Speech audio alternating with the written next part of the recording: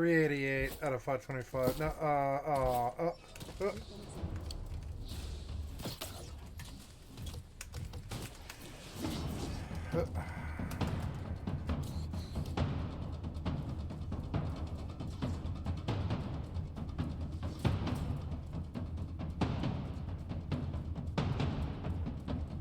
I'll show you run for. He's got so many fucking levels on me.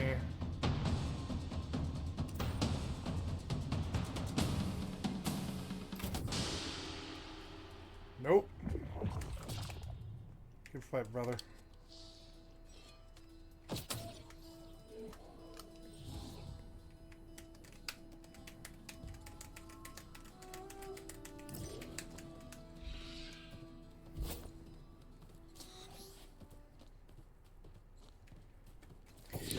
Maybe I best just unflag here. I'm just asking for it.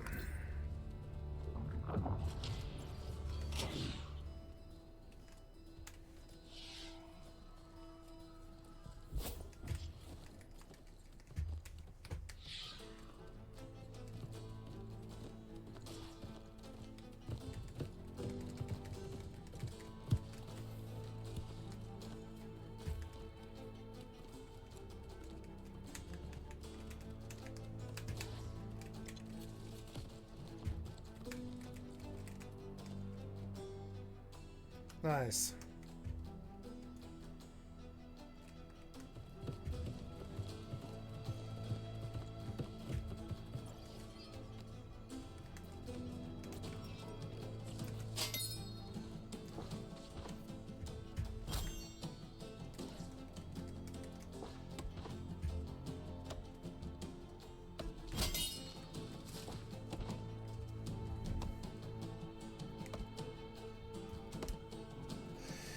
Actually gonna run inside and dump in the box real quick because I'm totally full.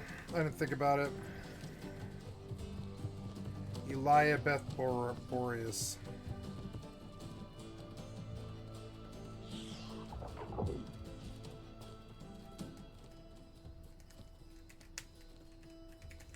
Wait, what?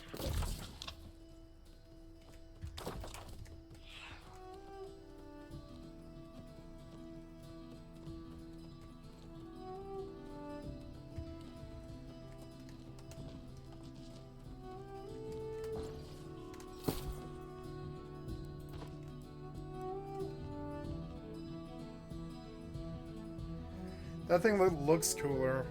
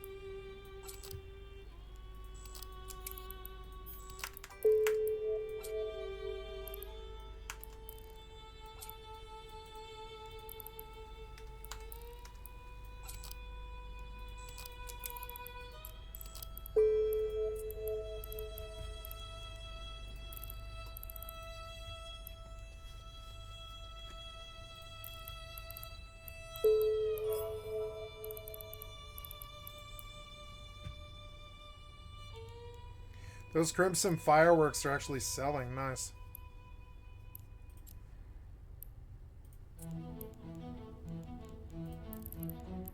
You can't buy those?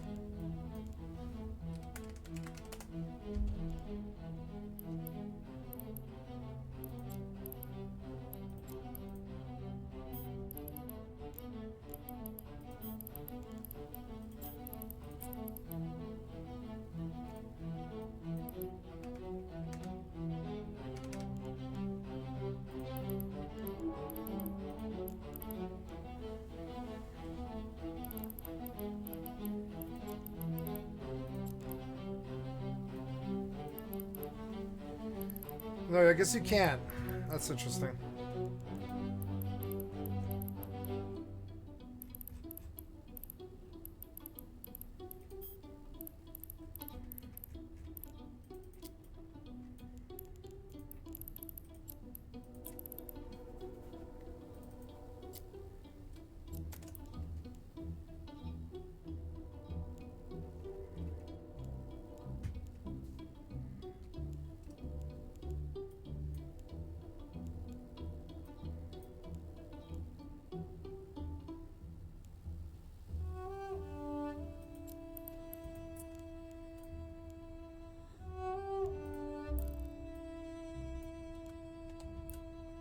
Gonna sign up for faction warfare here.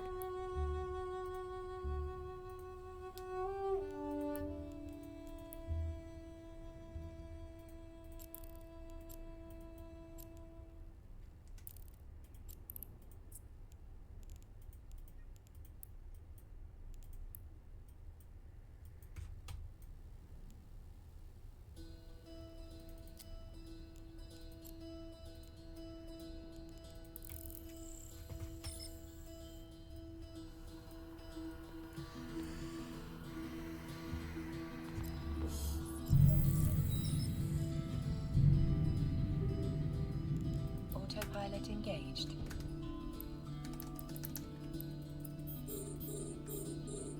Autopilot disabled.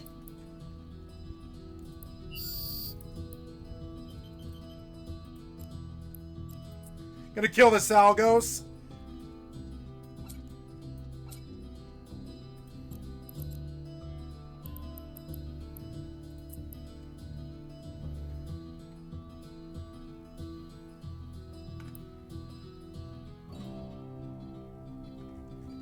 He got away.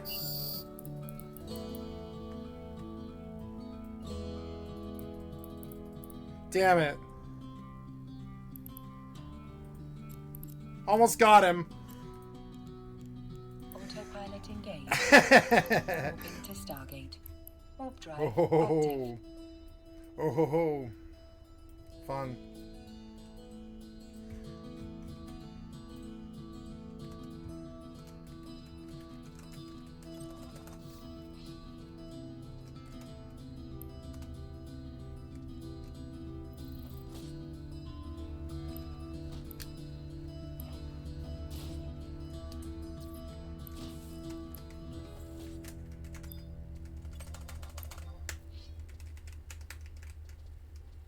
Approaching Stargate.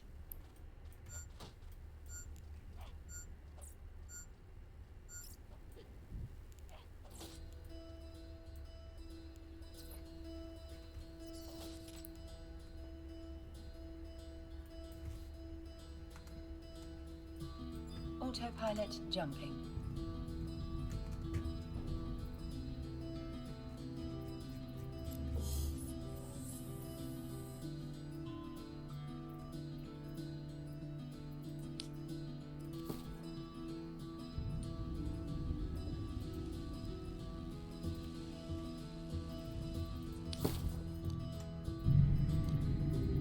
Warping to Stargate. Warp drive active.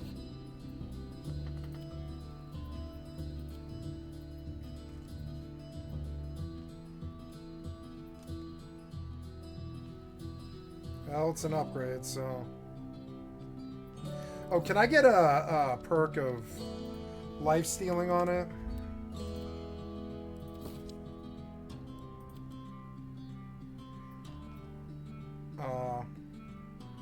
Approaching Stargate.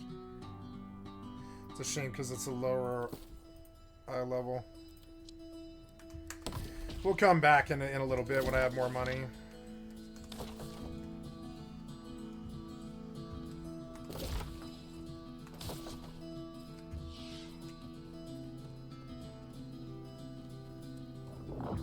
Autopilot jumping.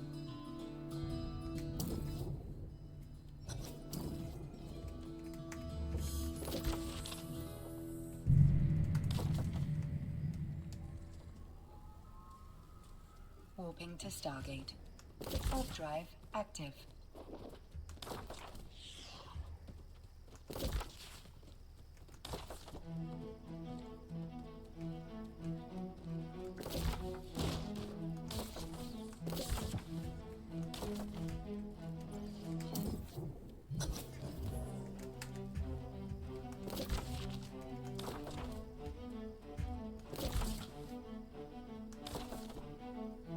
Approaching Stargate.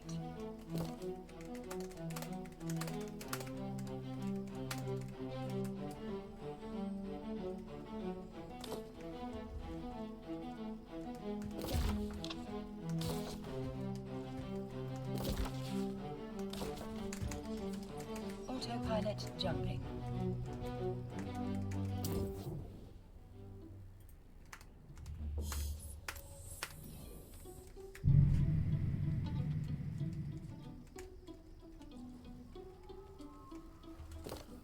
Warping to Stargate.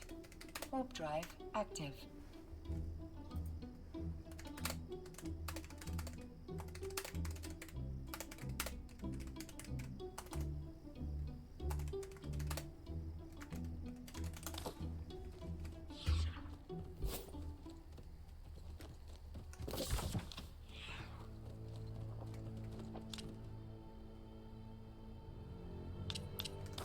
I guess I'll go get these. Approaching Stargate.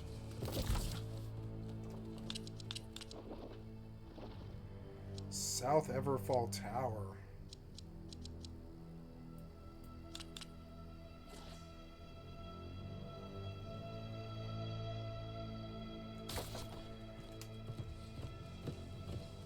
Autopilot jumping.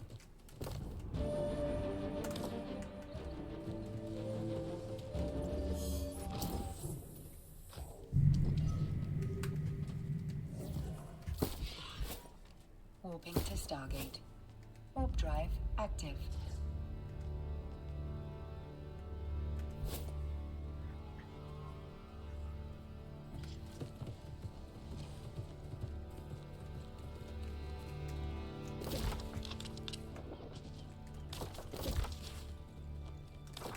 Oh, I didn't do it? Oops.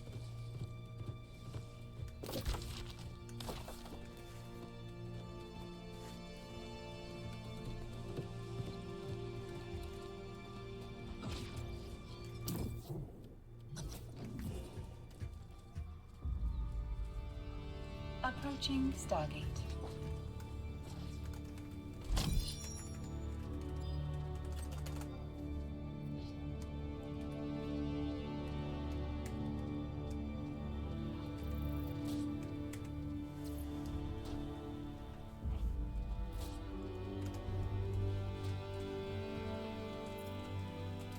Autopilot jumping. Oh, my fucking Twitch stopped.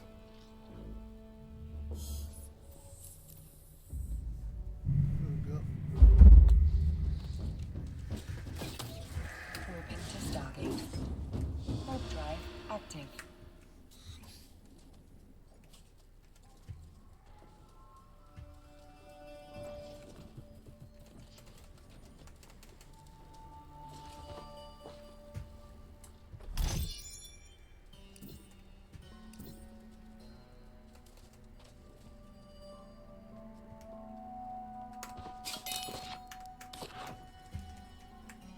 Approaching Stargate.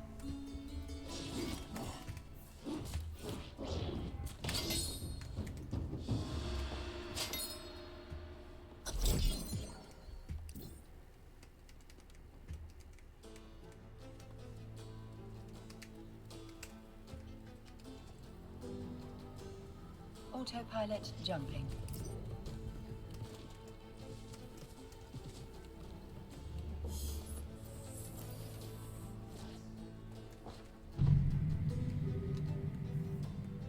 Warping to Stargate. Warp drive active.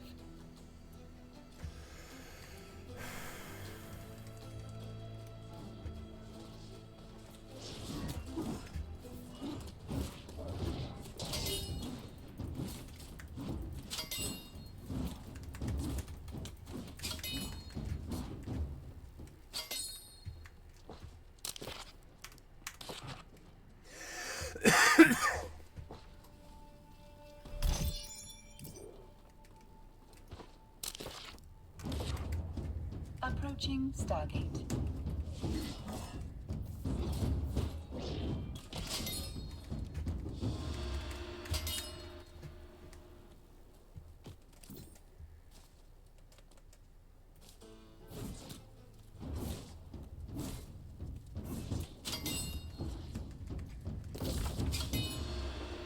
Autopilot jumping.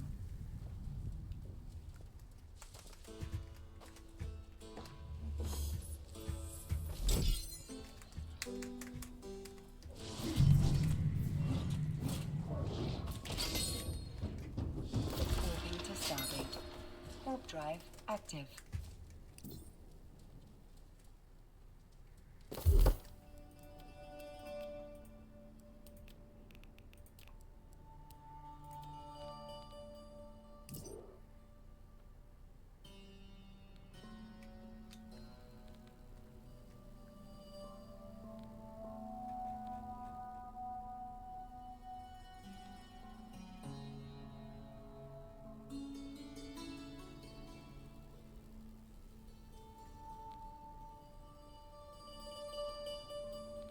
Approaching Stargate.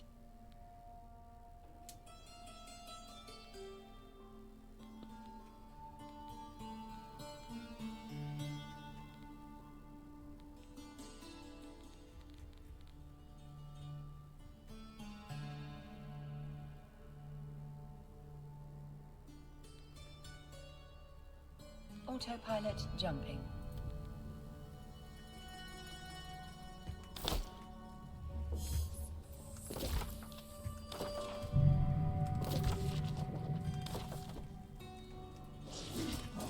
Warping to Stargate.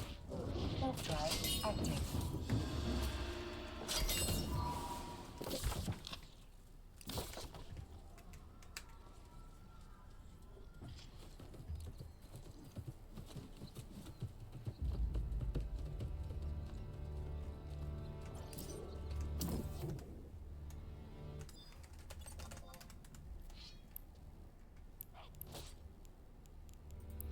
Approaching Stargate.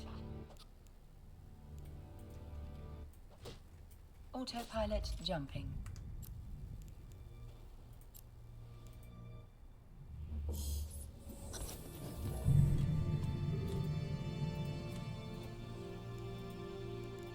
Warping to Stargate. Warp drive active.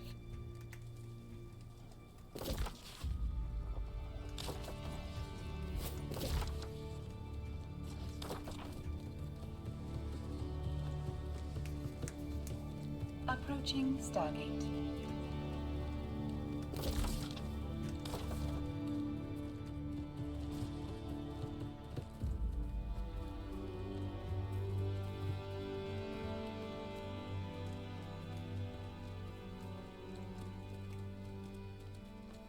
Autopilot jumping. Autopilot disabled. Waypoint reached.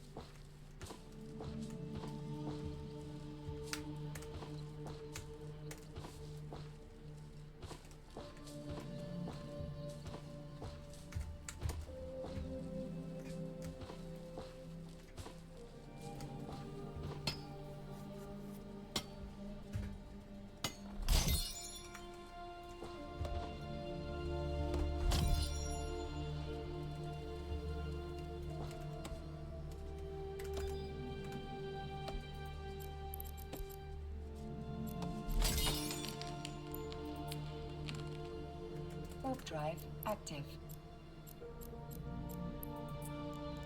Warp drive active.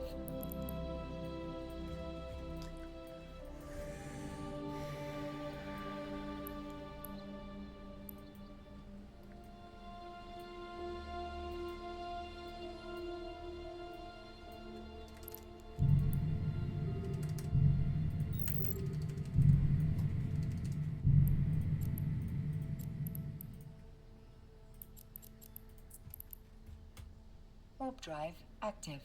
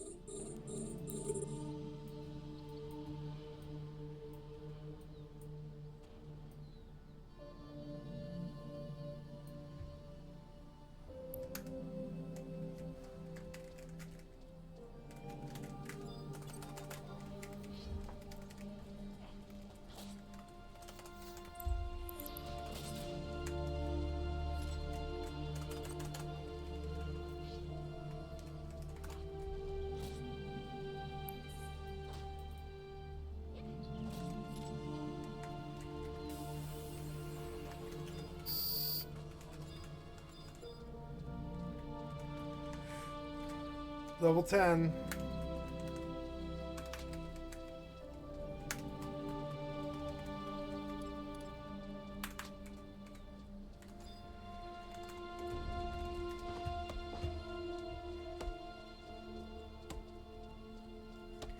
Ooh.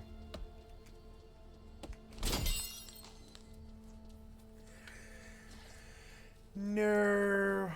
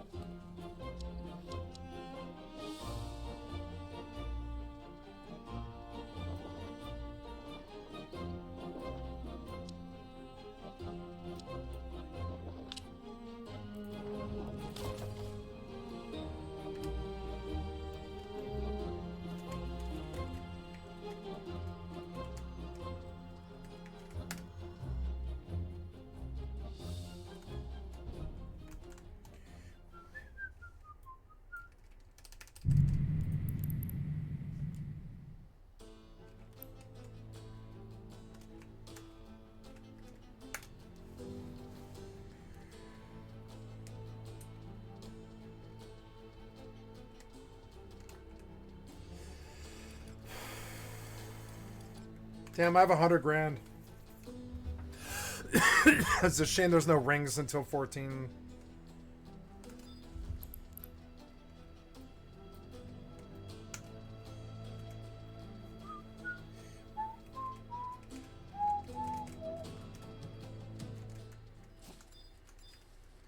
Mr. Chicken.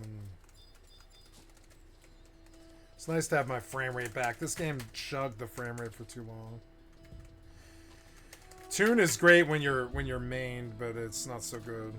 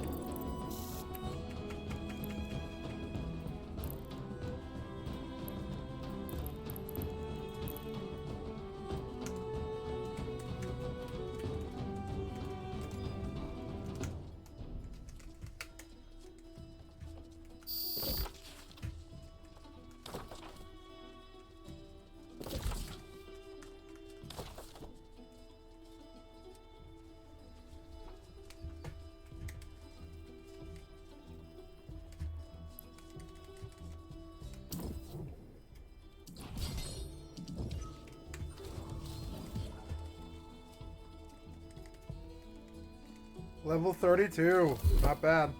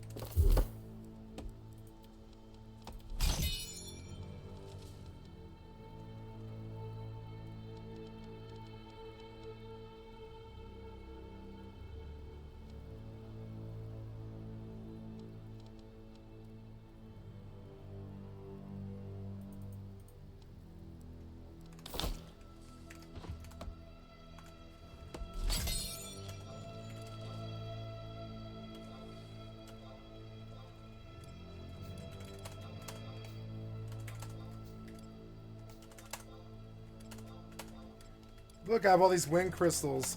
I'm making money, too.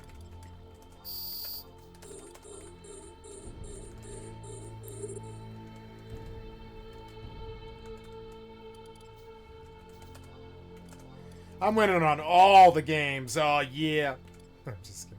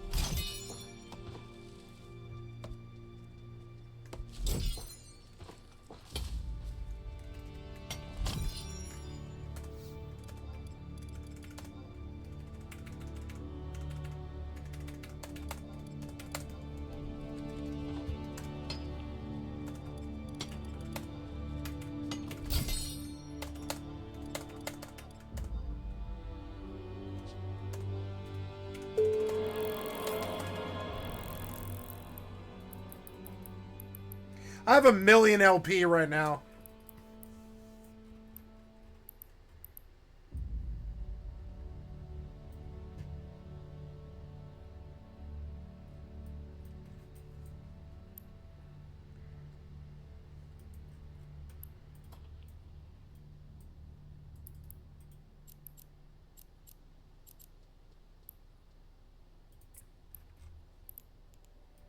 Warp drive active.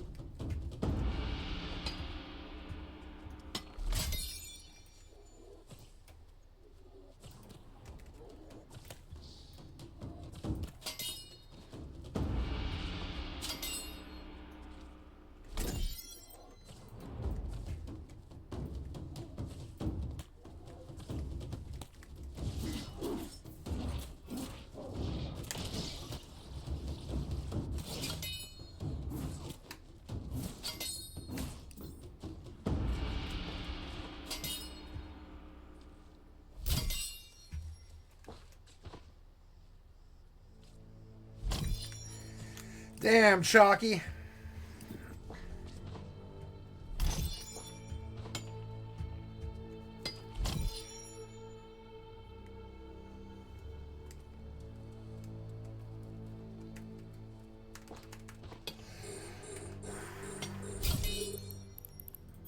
Oh no.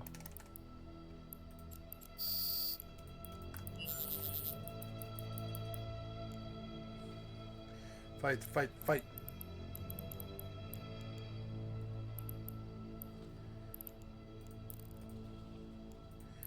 Shall I die? I don't know. I think I will die, yeah. He doesn't have a point.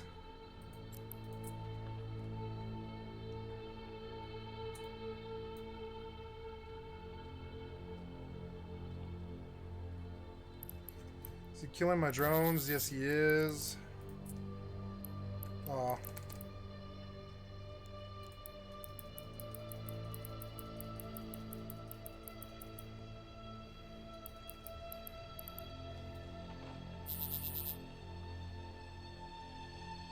Fucking annoying.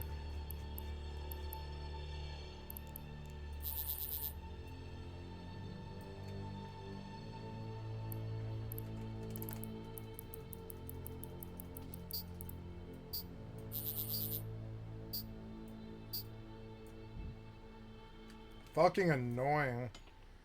What's with this clown?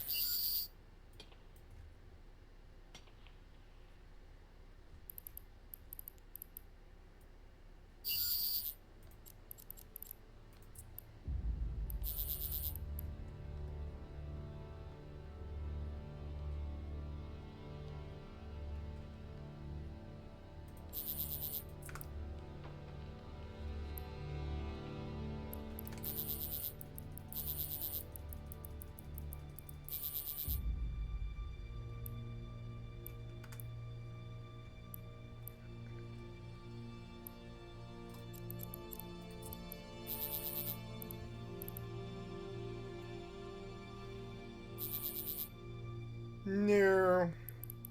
Is he gonna defang me completely? I don't know. Can he do it? I don't know. Please kill him. Oh.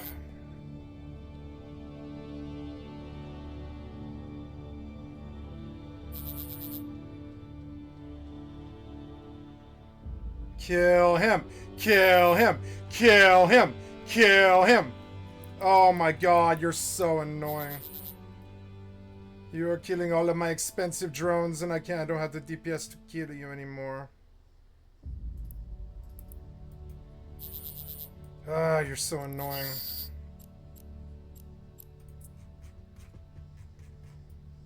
Warp drive active. Alright, bye. Oh. What?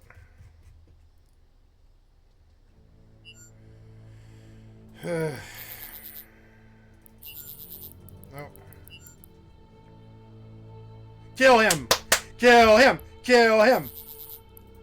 Kill him! Kill him! Kill him! Kill him! Kill him! Kill him! Oh.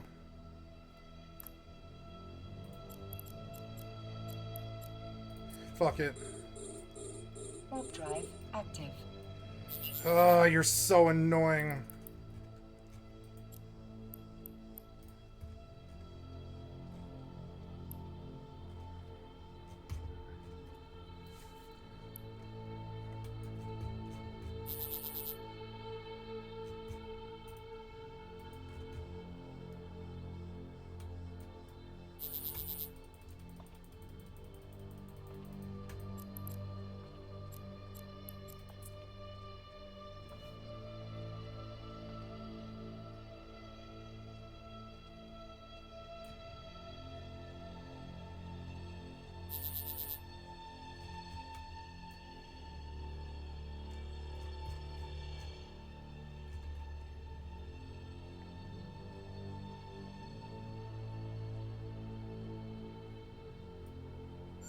So annoying.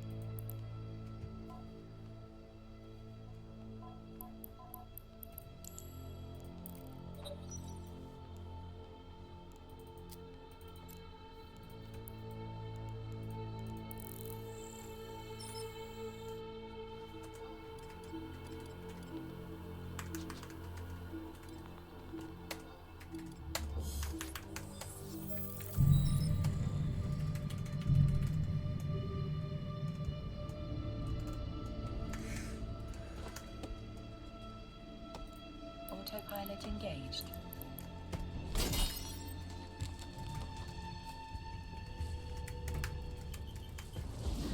Warping to Stargate.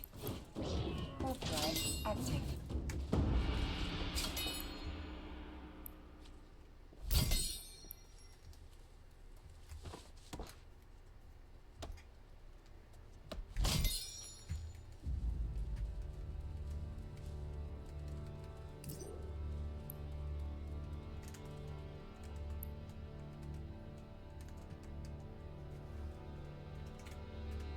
Approaching Stargate.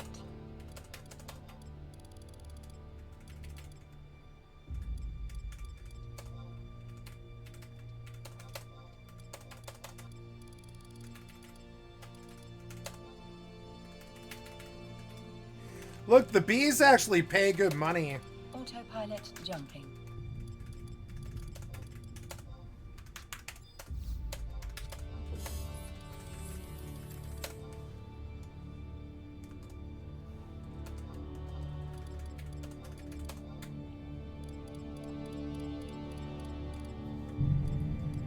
Warping to Stargate.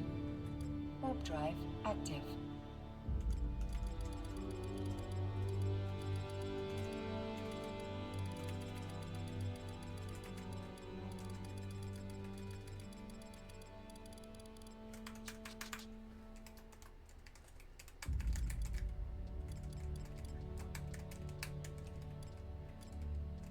Oh.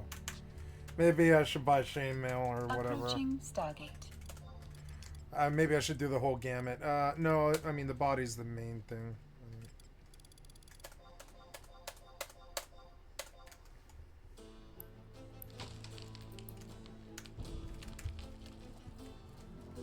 Autopilot jumping.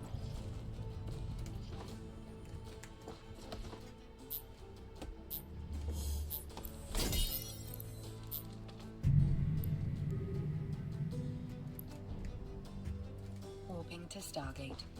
Warp drive active.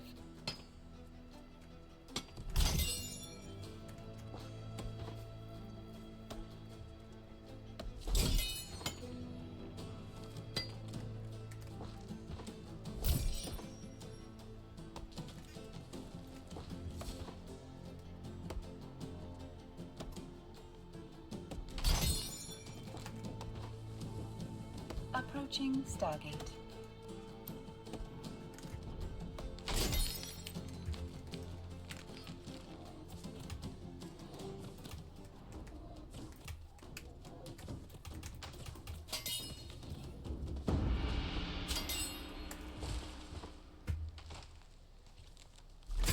Autopilot jumping.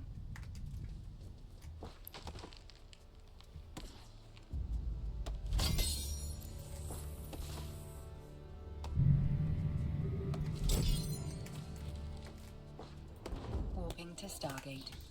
Warp drive active.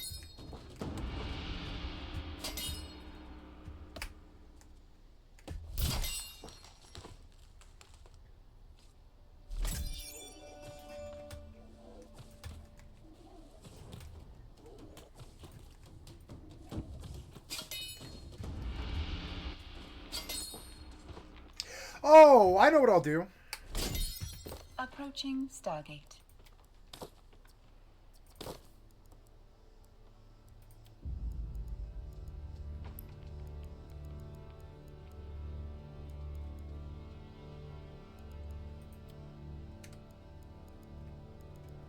Autopilot jumping. Autopilot disabled.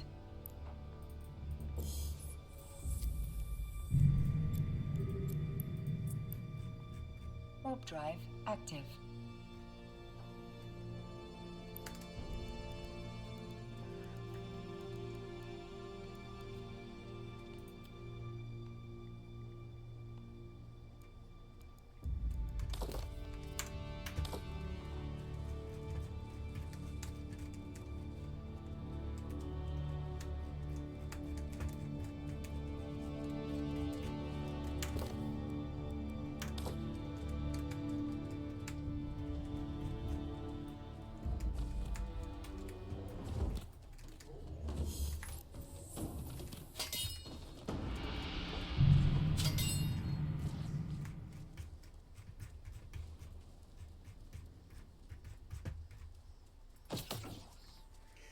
Just run right past it, huh? I'm taking it. You don't want Sun Creeper? I want Sun Creeper!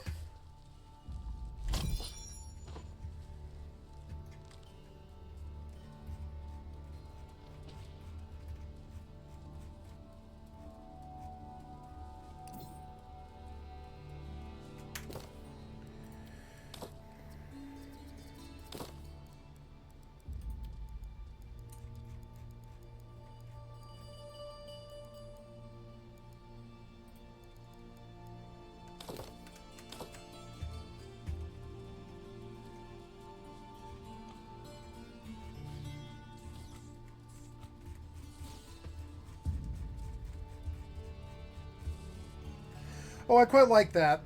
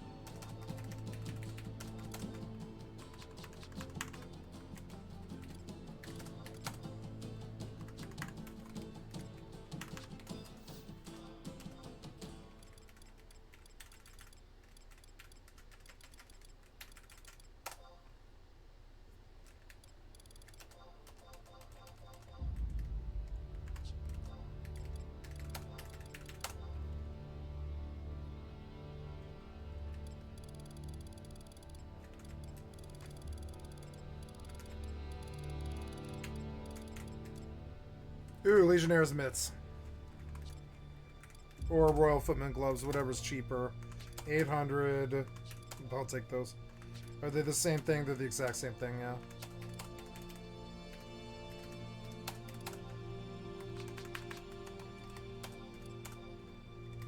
Wait, can I disenchant these bronze mittens? I don't think I can, huh? But I think my main can, which is kind of funny. This bronze harness. Isn't bronze worth something?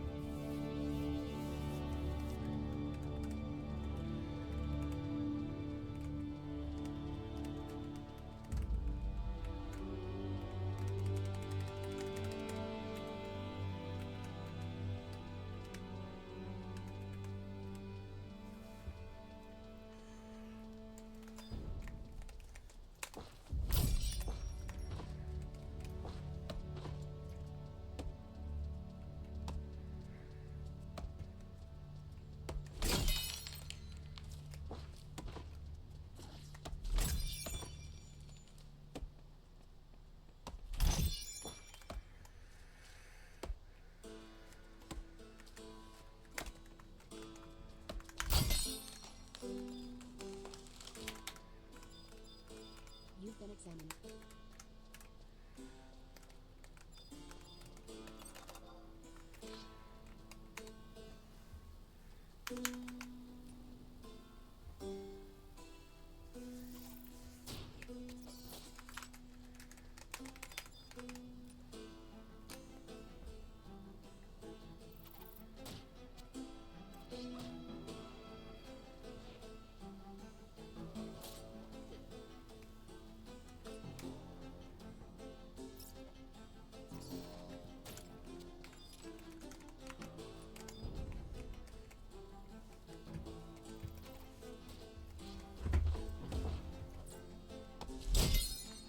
I like my axe skin. It's awesome.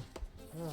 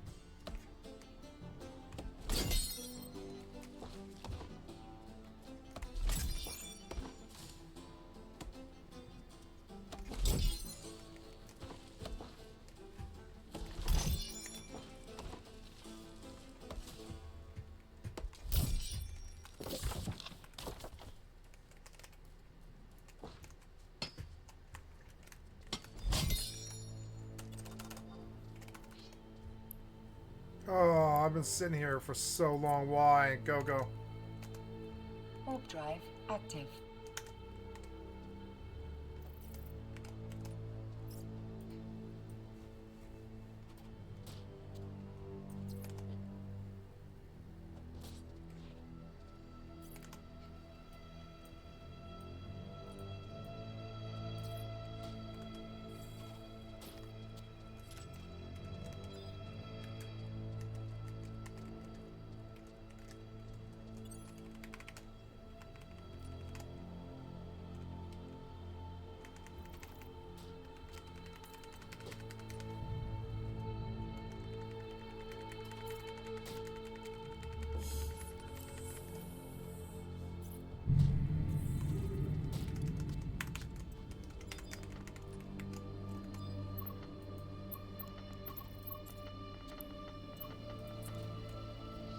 Warp drive active.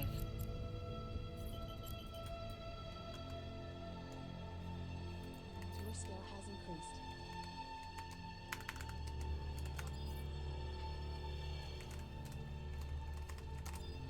Is that my phone? No, that wasn't my phone.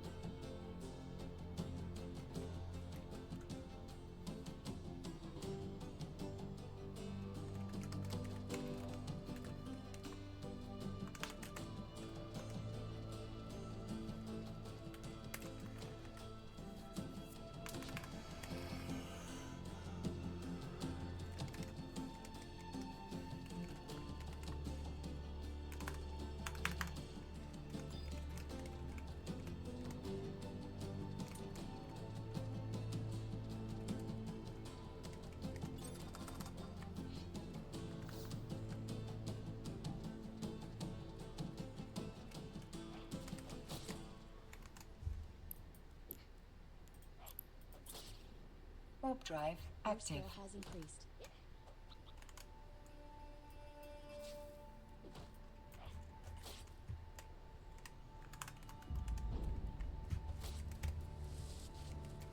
Your skill has increased.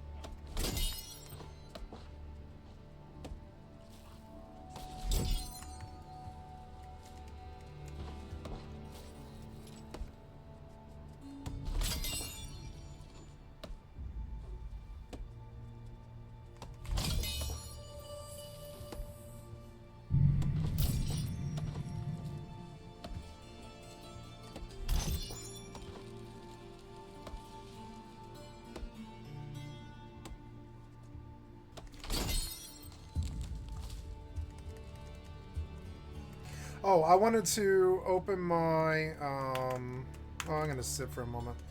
I want to open my, wow, this local emptied out entirely. What the hell happened here? I don't know. They were running something, I Warp drive guess. active.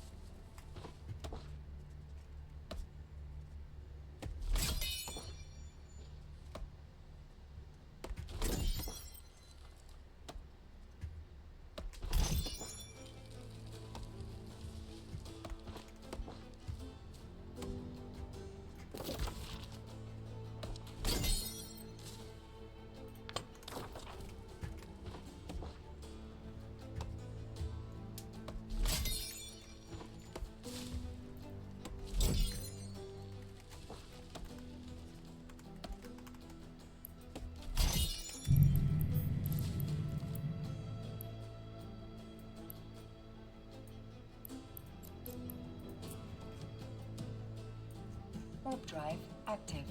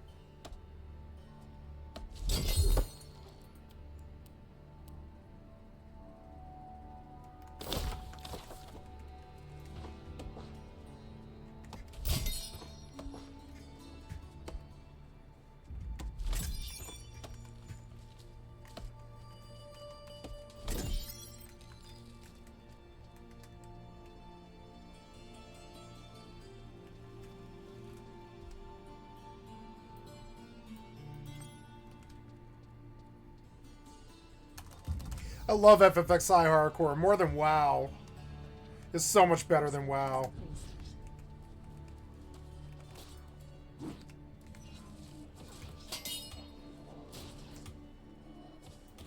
Your skill has increased.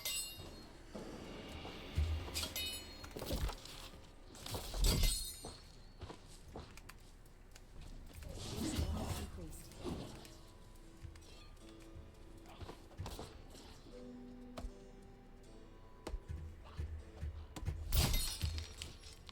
Thought I was flagged, but I guess not. Your skill has increased. This guy definitely hurt me. Oh, no. Oh, good, it's Hal. Yeah, Hal's good, yeah. Hal's good. Hurt him. Your skill has increased. But he definitely hurt me. Oh, my signet's gone. I've got to go get it.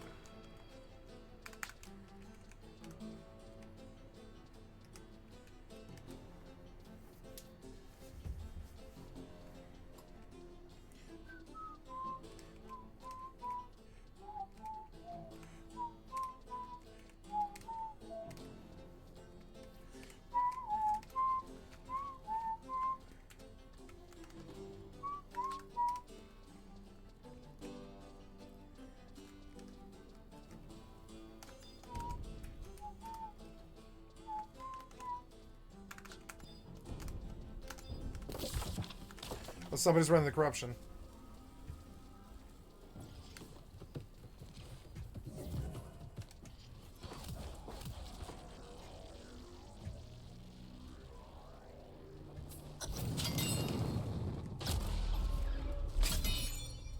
Free minor breach cache. Nice. Nice. Free 260 chess piece, I guess. 260 con. Uh-oh. Did somebody come? No, nobody came. Yay. Oh, I went too far, didn't I? Yeah, that's okay.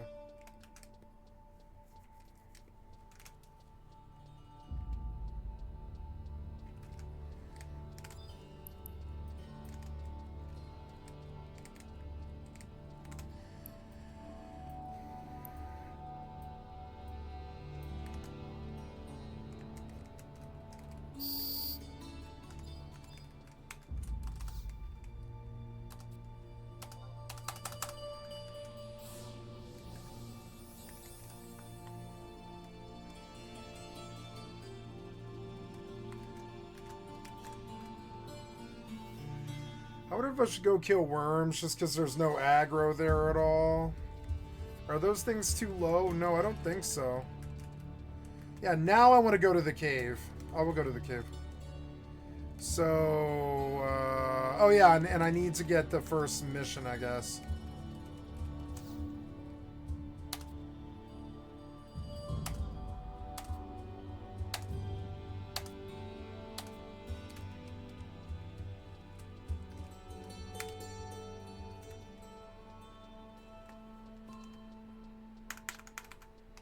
Oh, oh, I'm so close to an Empress Band, but that's alright. Maybe I should go get it here. And then buy before I go all the way to the depths of the cave. But the cave... Well, yeah, the cave. Yeah, I don't know. Like, maybe I'm fine out here, actually. This is probably better. It's a shorter walk. I don't need to go in that cave. There's nothing really there except for, like, walking to get the NPC, but...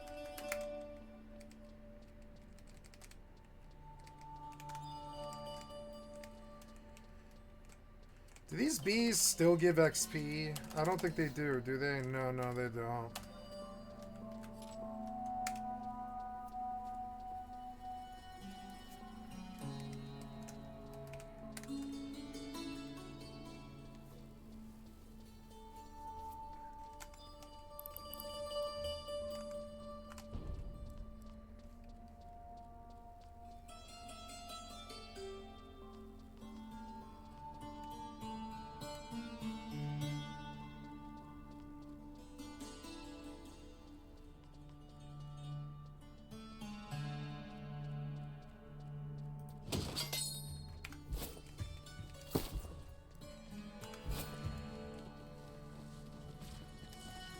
I love this game. I don't care if I'm slow. I'm not in any rush to get to ECR. Let them worry about ECR for a little while.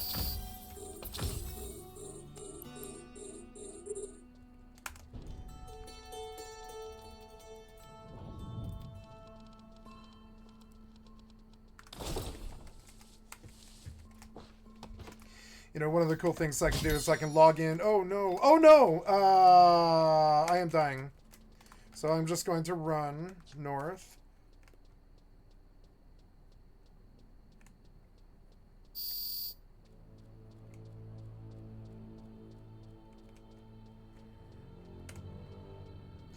Later on, I could just flee and in perfect dodge and just win, win and leave.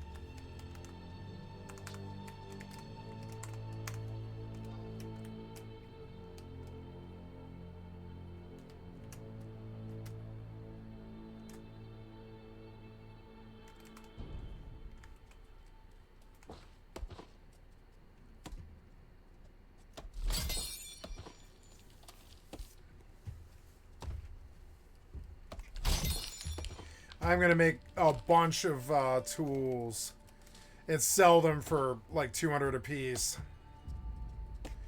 I'm gonna make so much money, but it takes discipline. You've got to chop the trees, convert to lumber. I mean, I have enough now, but I think I would rather keep going just till I'm capped. Since I'm out here. Oh, yes. So, how are we doing here? Great, we got this whole cap, and maybe we get some free money now. So, I am trying to... first thing I want to do is I want to load Fallout 76.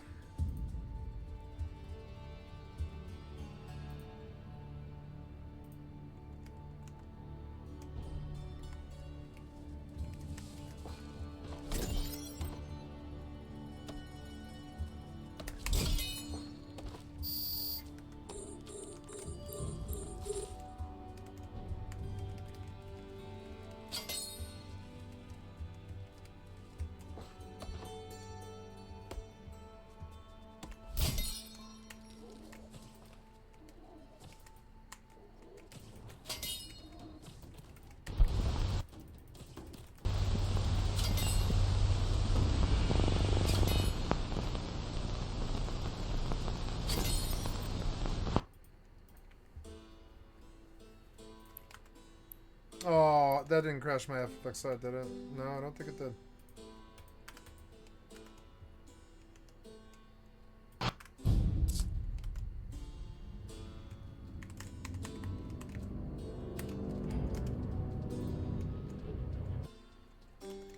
Oh, you crashed. Damn it, I came back too quick. Yeah, I did.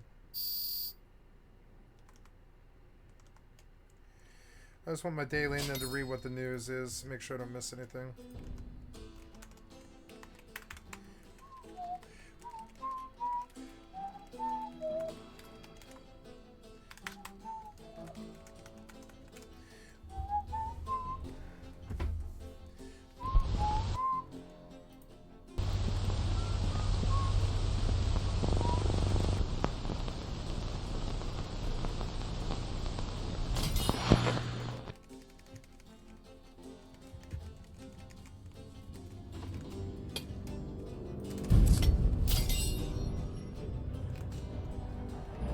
There's a stream on Twitch.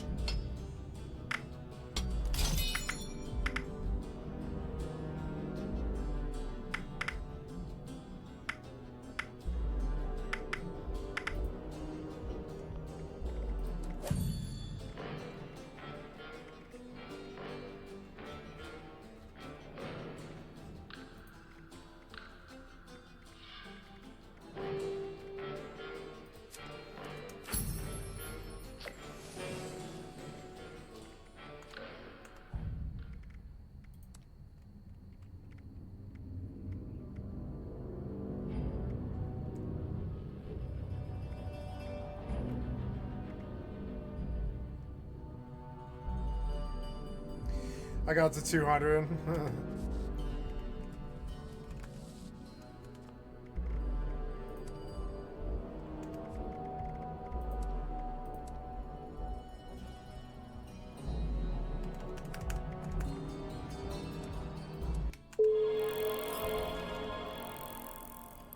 Oh yeah, pay for that fucking Tristan that I just lost. Nice.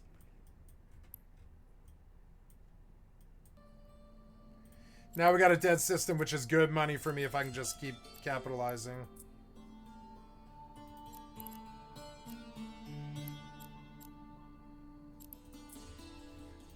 Warp drive active.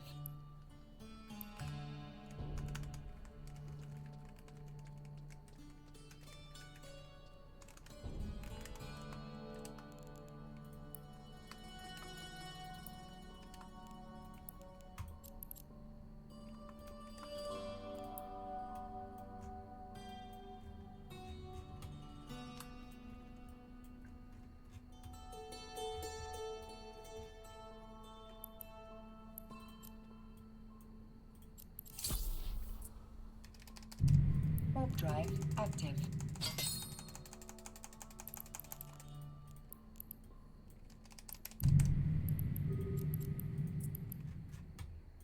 Warp drive active. Oh, 9360. Oops. There we go.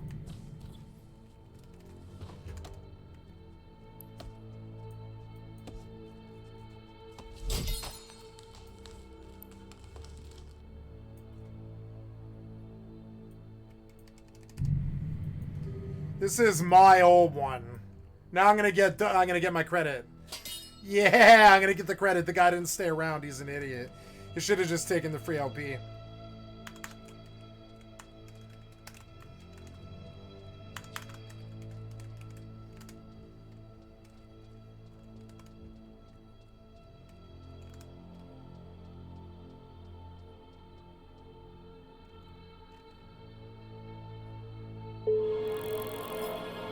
$20,000, 1.2 million.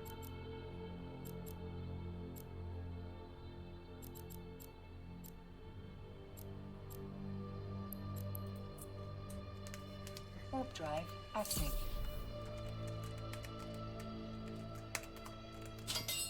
What was this now? Oh, 50 gold. Nice.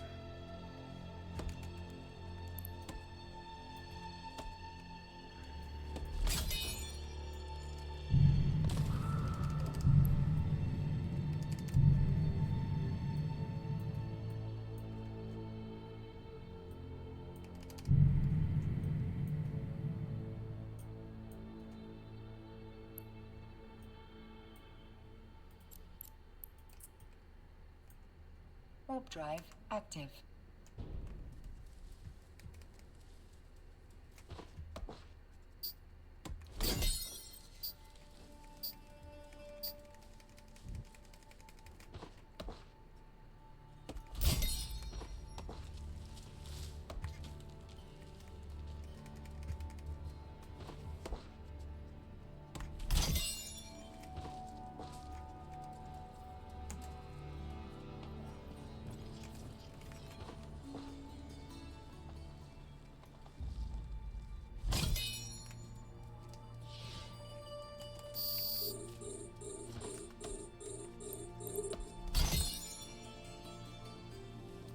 No, wait, no.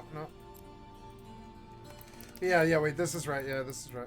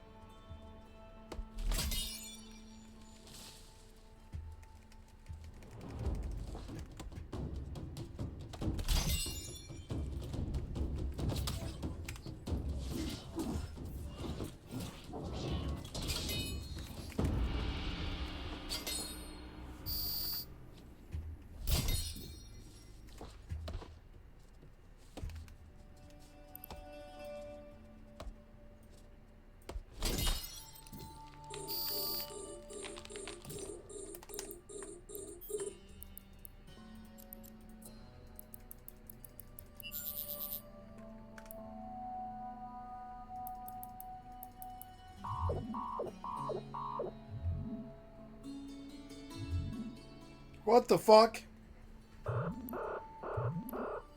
Oh, come on, kill him!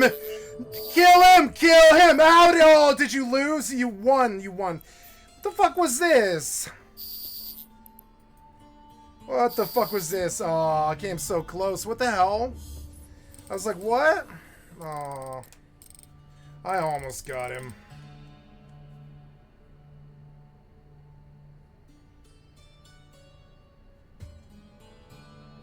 Maybe I should start bringing a hard shell.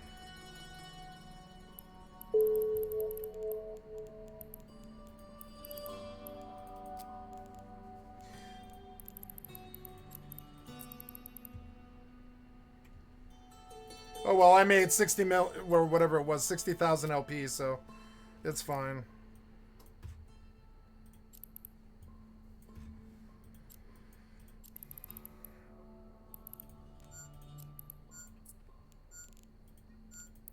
It was fun. It was fun to fight him. He surprised me, I must admit. Whatever.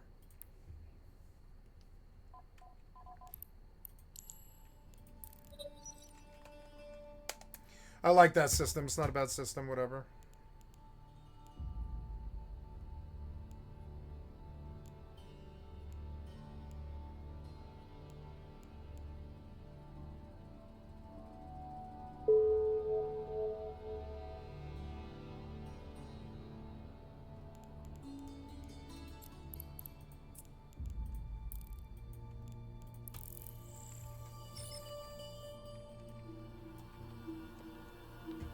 Was a good fight.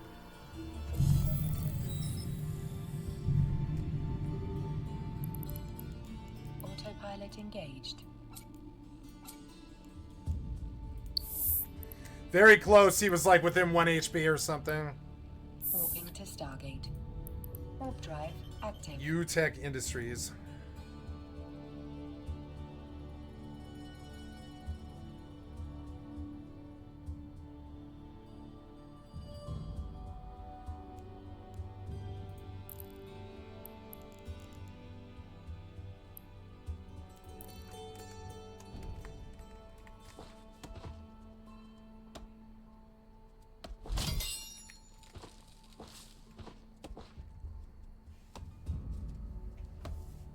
Approaching Stargate.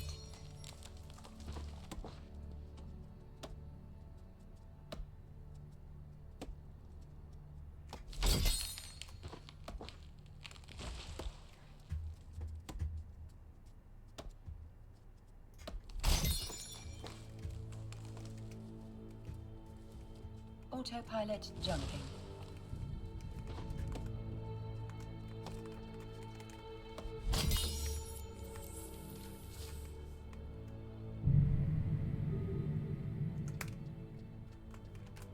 Warping to Stargate.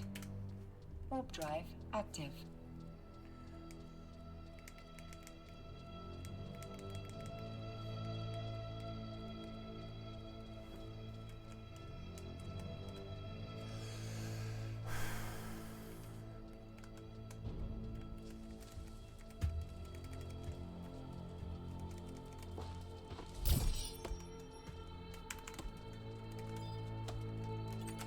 Approaching Stargate.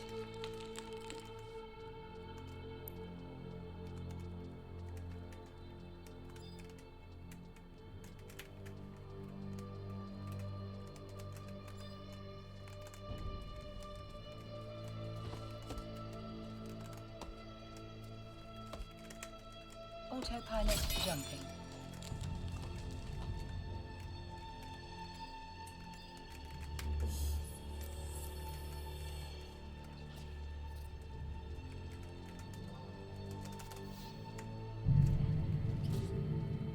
Warping to Stargate.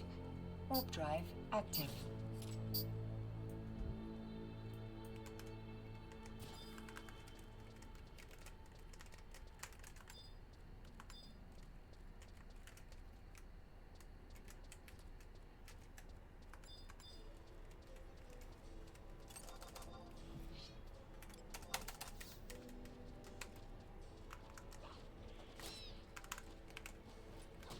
Approaching Stargate.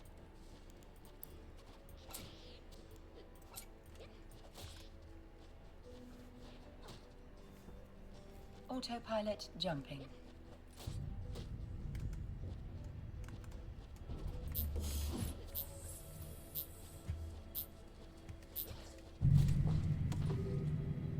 Warping to Stargate.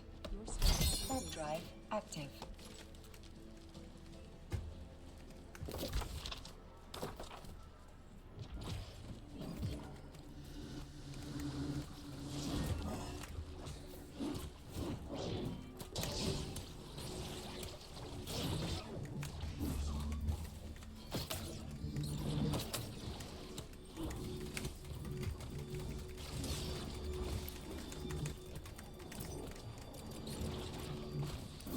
Approaching Stargate.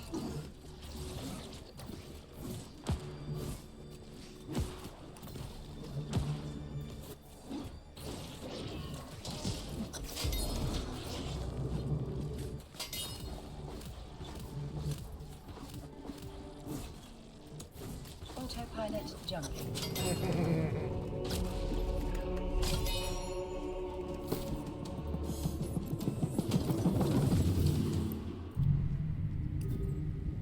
Ah, that's not an upgrade, damn it. Warping to Stargate. Warp drive active.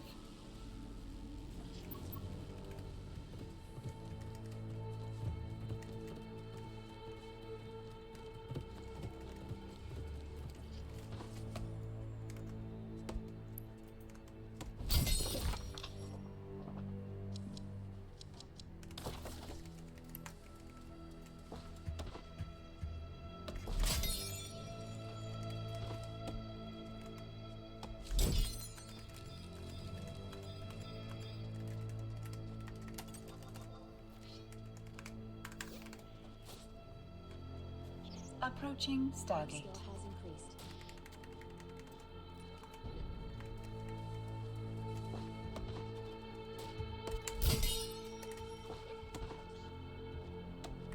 Your skill has increased.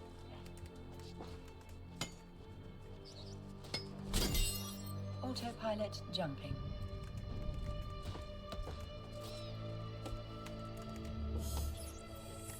Your skill has increased.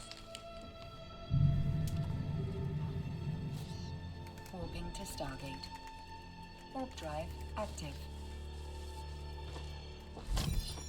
Your skill has increased.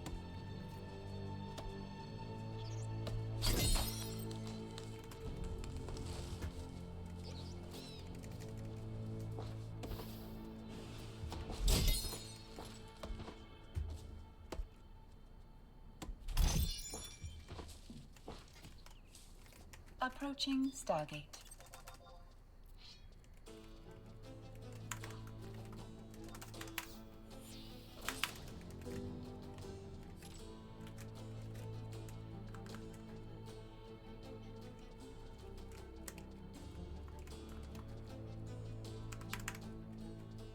Autopilot jumping.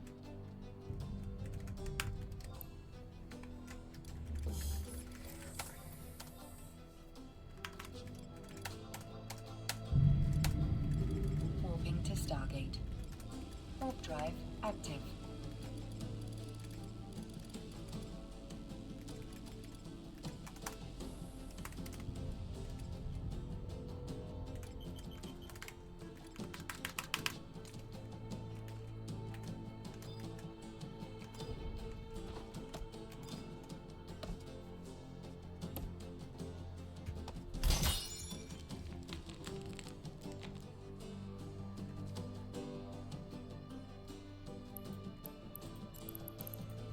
Approaching Stargate.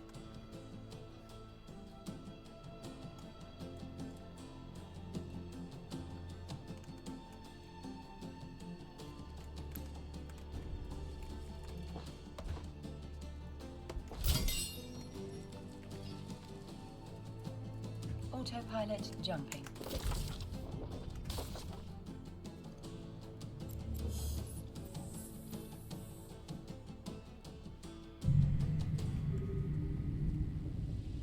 Warping to Stargate. Warp drive active.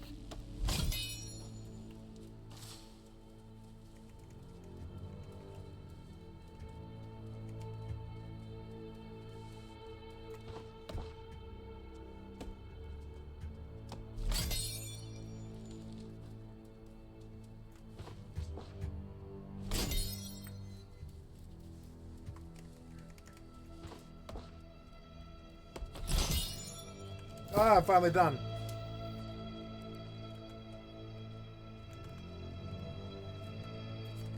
Sneak Approaching attack. Stargate.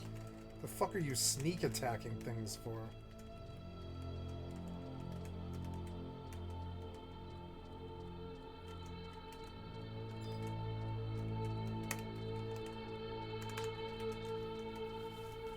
Autopilot jumping.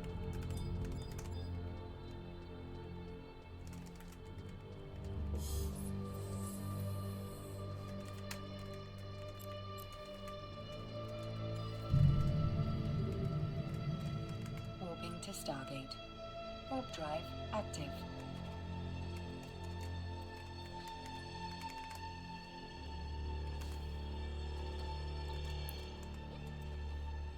Your skill has increased.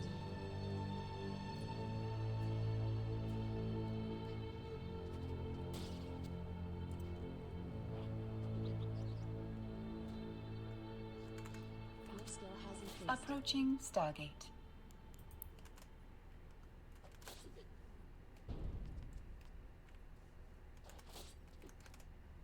Autopilot jumping.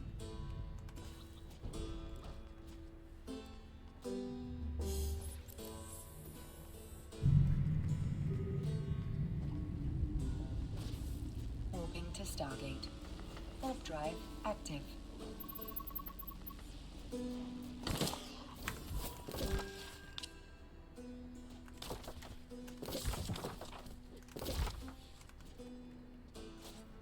Your skill has increased. Approaching Stargate.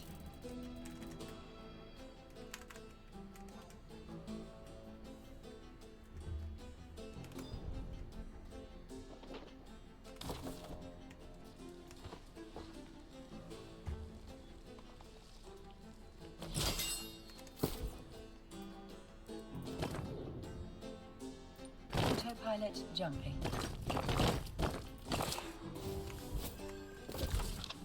Autopilot disabled. Waypoint reached.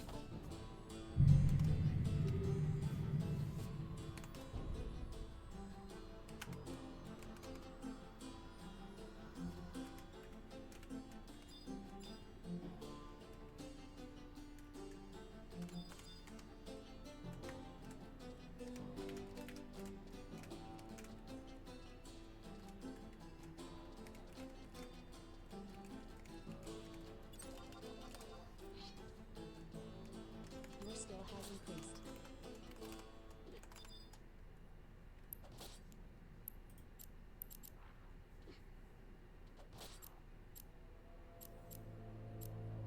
Your skill has increased. Warp drive active.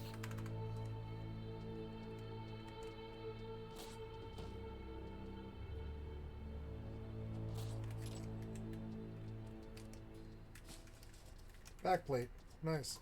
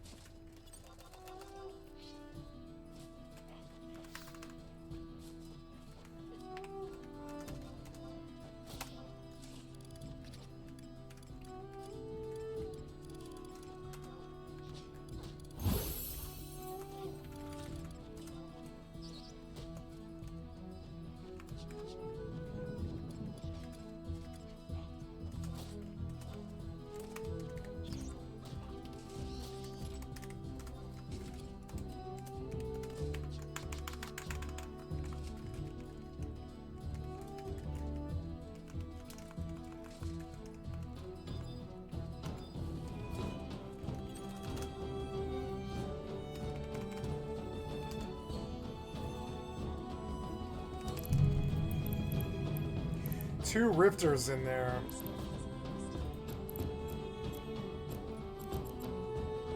Damn it.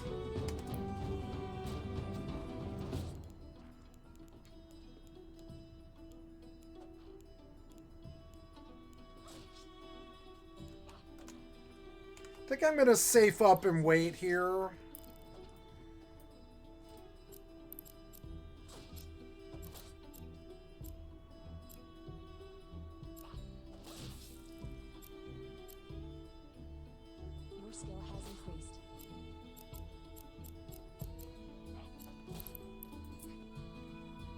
Warp drive active.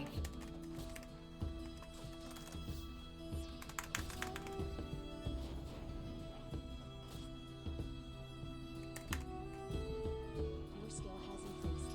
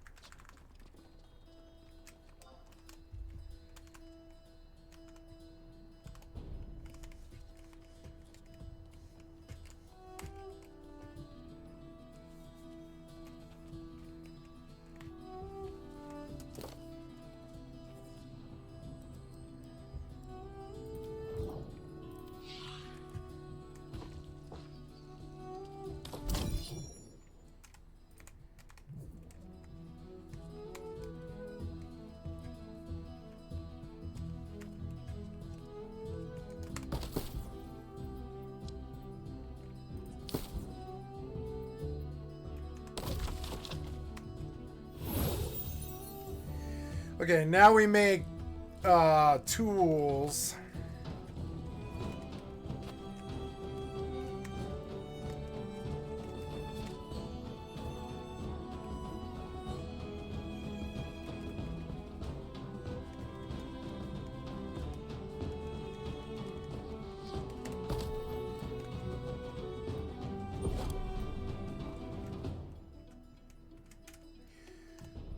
I'm not gonna live here. It's too busy.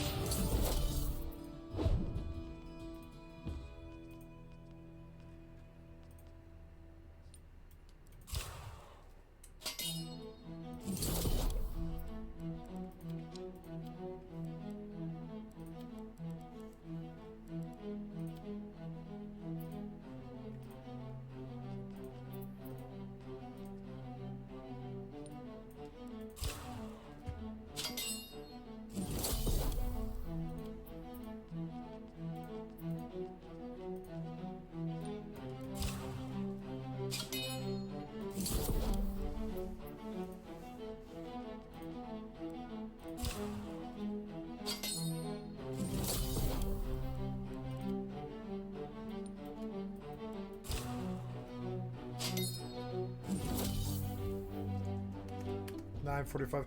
You know, I think I will pause to eat. I've not eaten today, and we are 6 hours in. Had a very slow start today because I had a lot of real life stuff to like deep clean my place and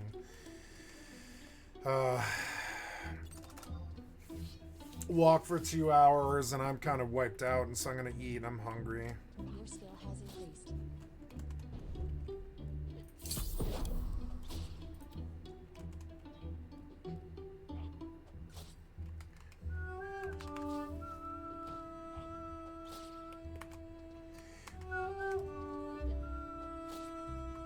Maybe I should buy leaping boots if they're cheap. I don't know.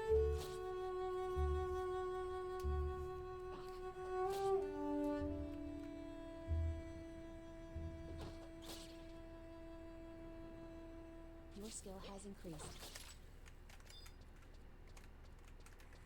I think it linked will kill me.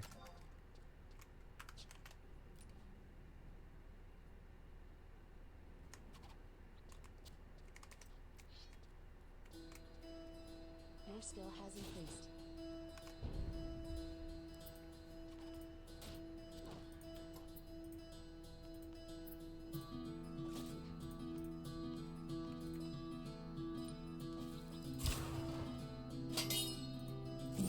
Your skill has increased.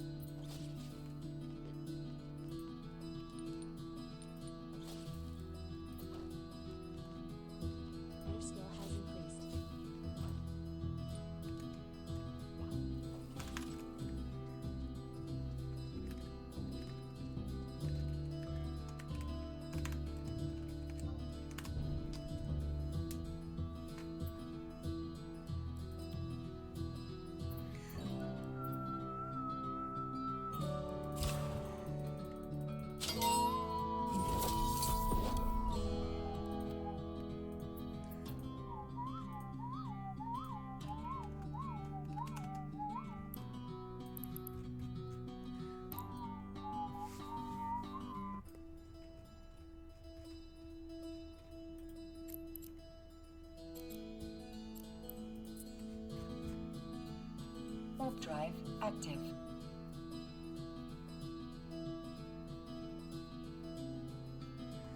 Oh no, the Griefew's back.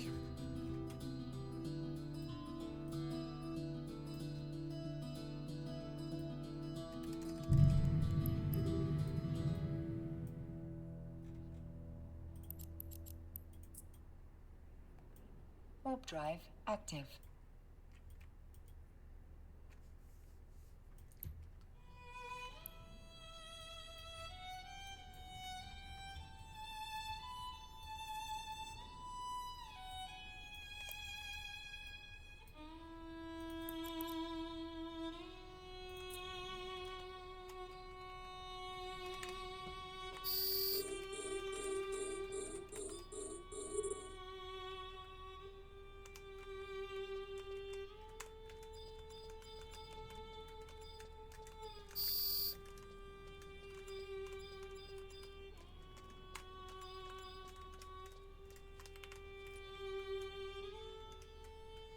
Your skill has increased.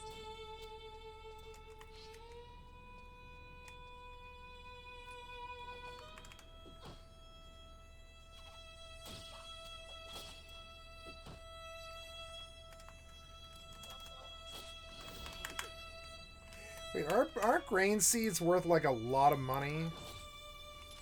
I think they kind of are.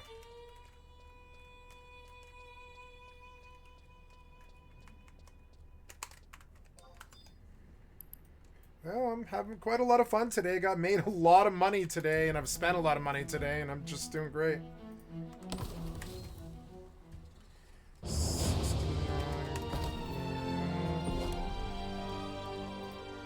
Linen. Was linen the other one that I don't have? I don't know. I can't remember. There's sateen. I don't know. I'm just gonna not do it. Okay, strong alkalists. I got some Hissa, but not enough. Somebody up-priced me again. But 7 strong alkalists is good. I make these strong regens out of the stuff I have, yeah.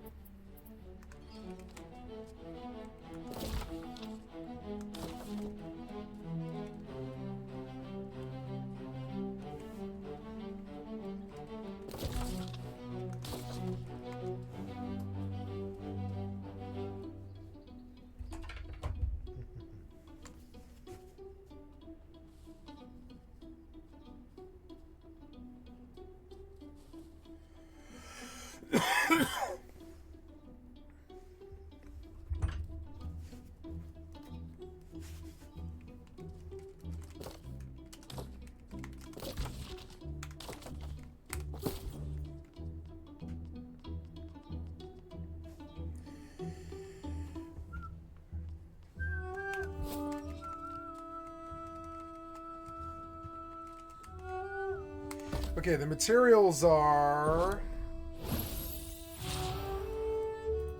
Those are... Yeah, those are things, but I want to make tools.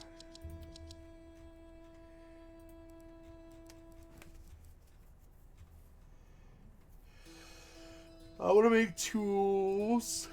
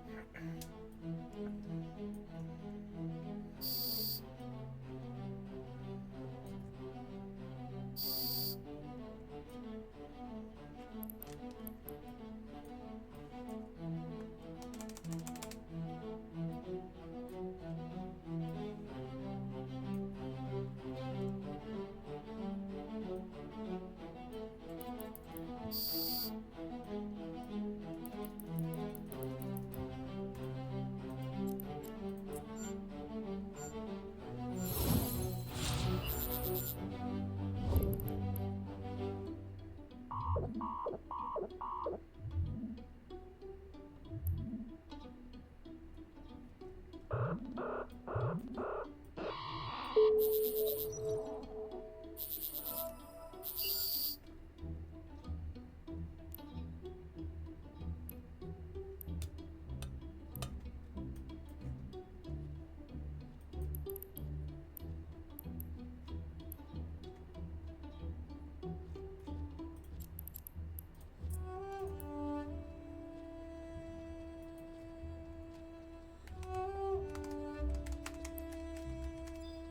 skill has increased.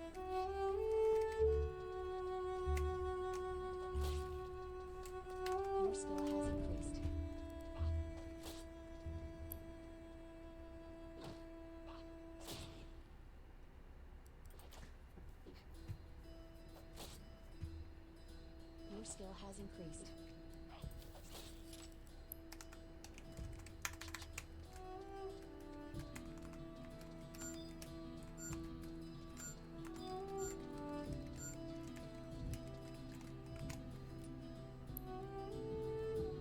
Your skill has increased.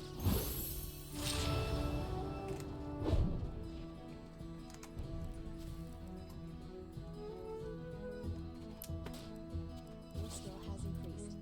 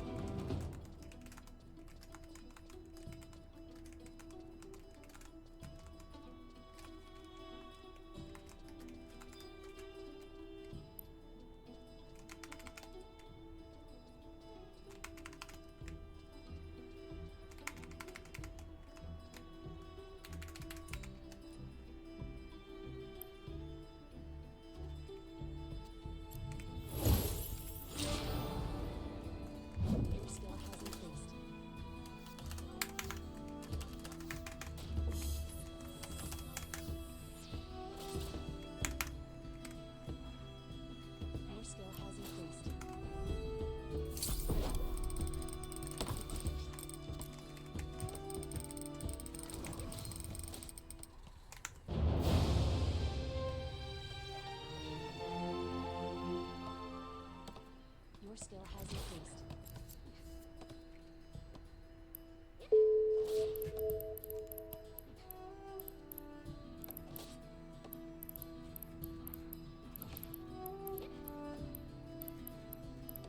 Your skill has increased.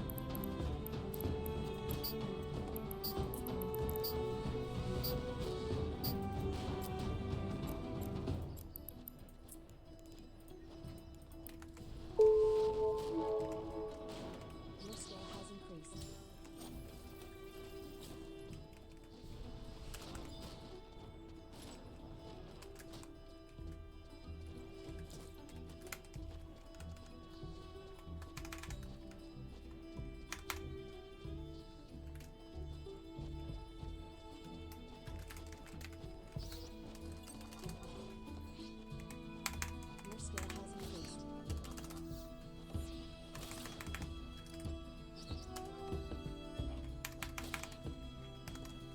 Your skill has increased. Your skill has increased.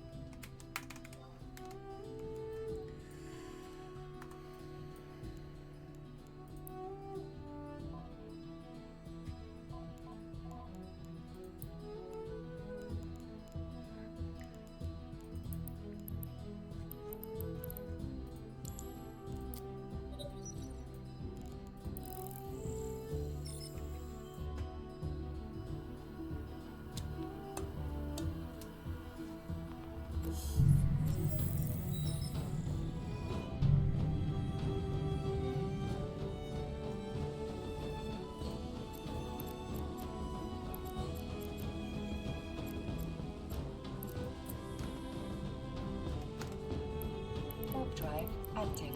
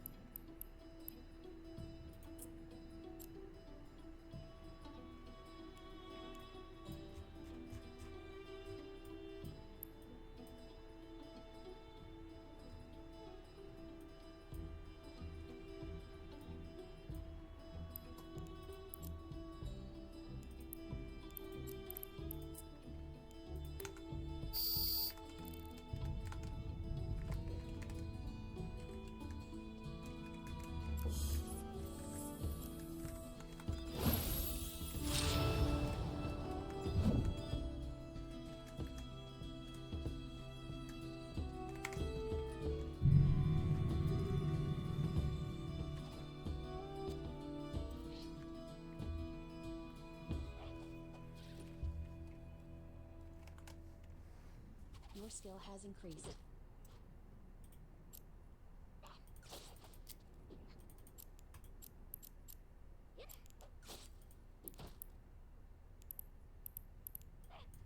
Your skill has increased.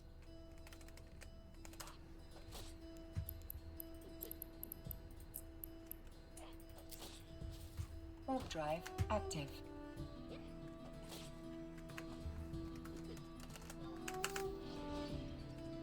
Your skill has increased. Wow, I think you can sell bags of grain seeds for actually a lot of money. I actually wouldn't mind maybe using them, actually.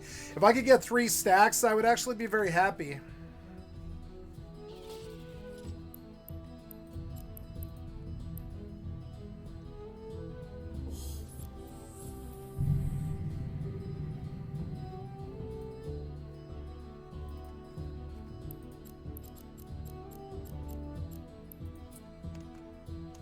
Warp drive active.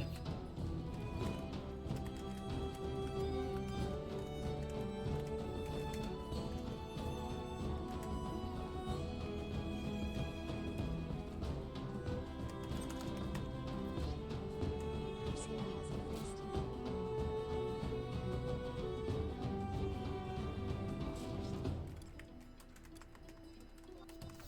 Your skill has increased. You missed? God damn it.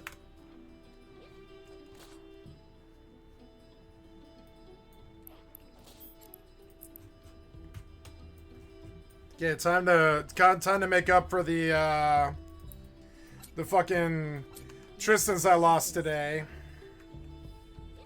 Every piece of worthless shit idiot that I encounter always has the advantage, and to me it ruins modern gaming. It's like the developers can't seem to, like, understand that.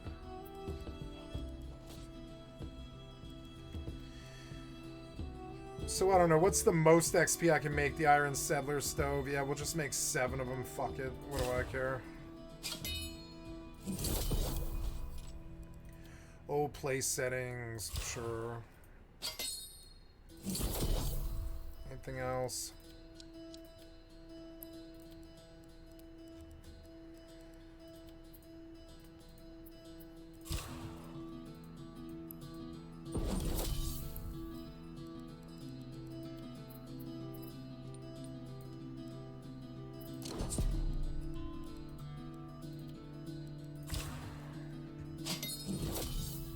Oh yeah, I pulled the green. Nice.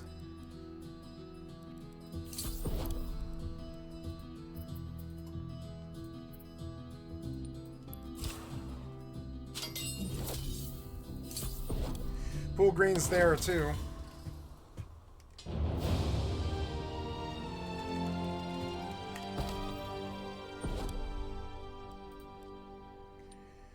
$57 lumber. That'll probably sell well. Apprentice logging. I want to do that first. Nice. I'm at level 99 now. I'm about to be able to reach blue trees. Oh yeah.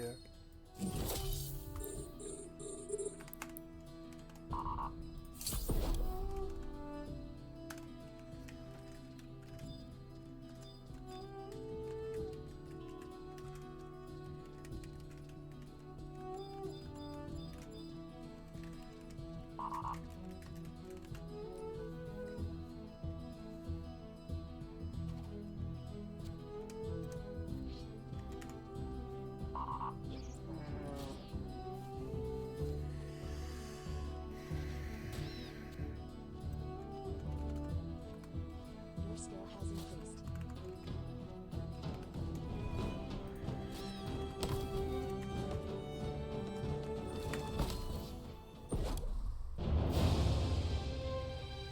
$500 gold.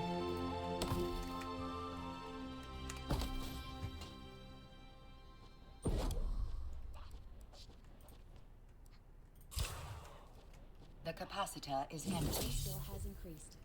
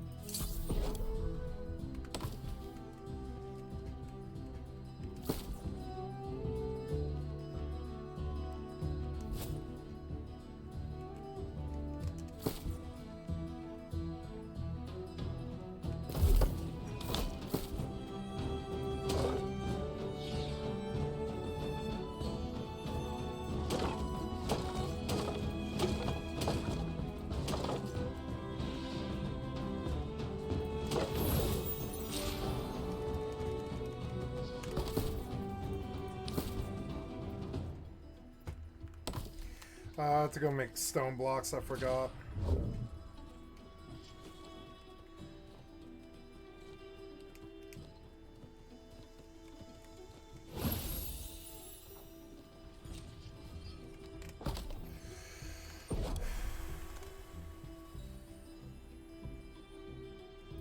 86% on one human. That's good.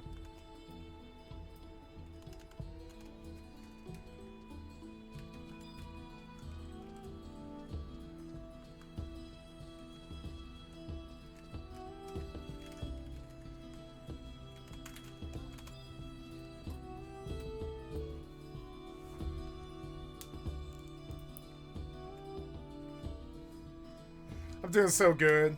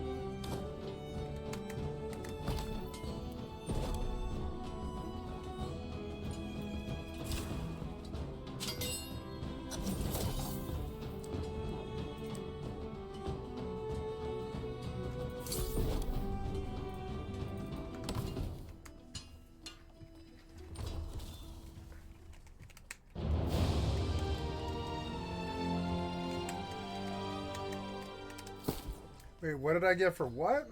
Okay. Steel ingots,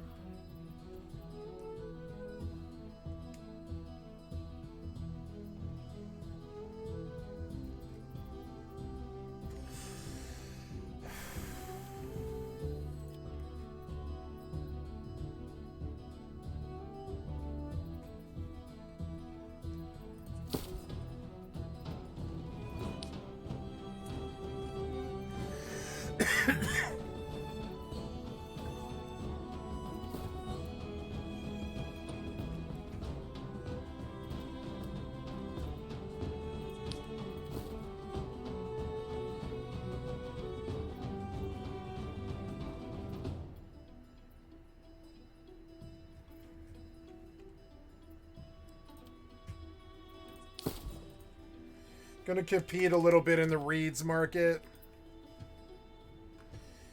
Oh yeah, can't I make wicker baskets out of reeds and like bulrush cob or whatever it is? I'm gonna go see. Is it reeds and bulrush cob? Yeah, I think that is the easiest way. But getting bulrush cob is a whole different thing. It's actually really annoying.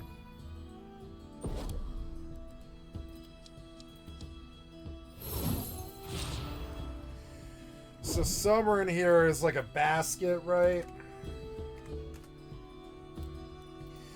The wicker basket. Oh no, it's fibers and reeds. So let's go invest in fiber. I'll take a look at my fiber situation.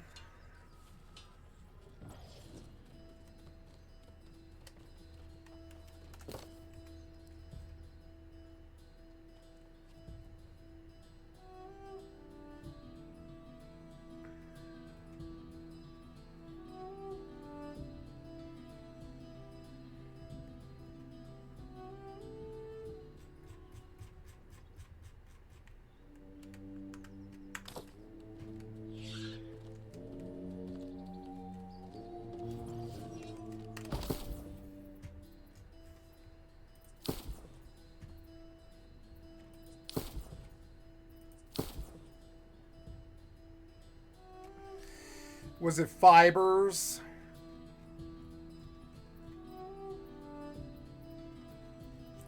Yeah, how's my hyssop? 57. Yeah, return it.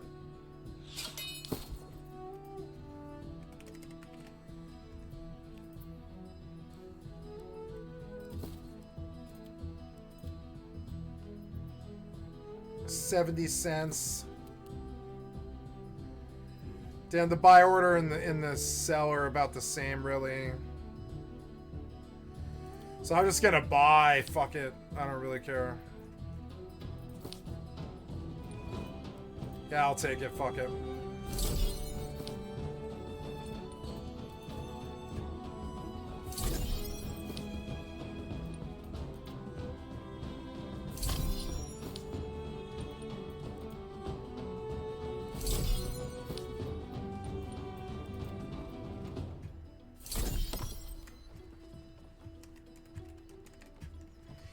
Oh, fibers, right? Yeah, fibers.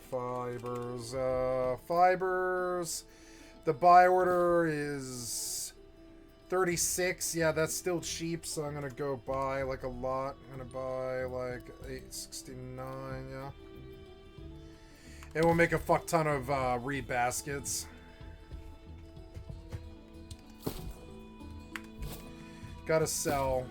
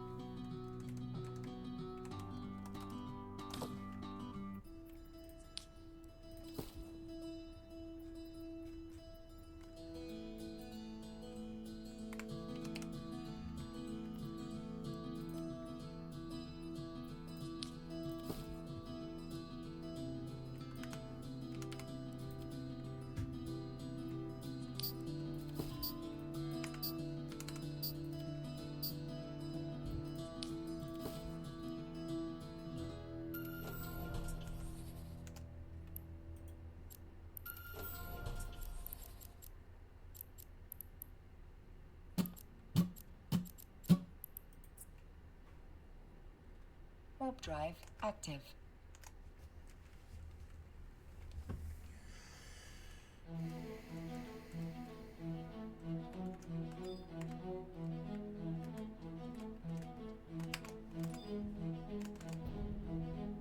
Your skill has increased.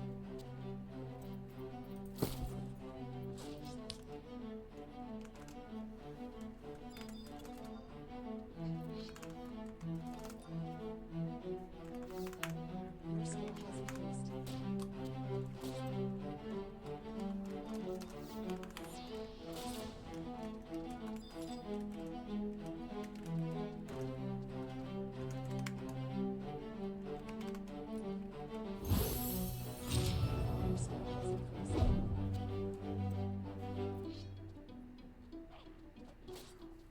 Docking permission requested. Docking request Your accepted. skill has increased.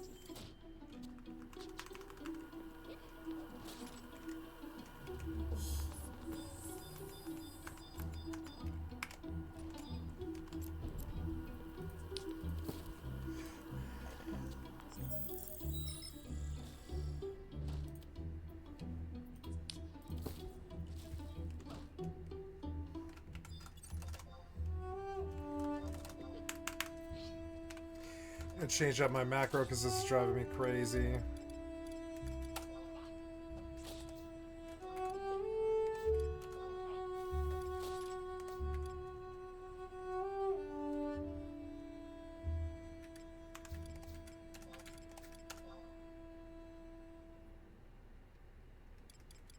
Yeah, there, that's better.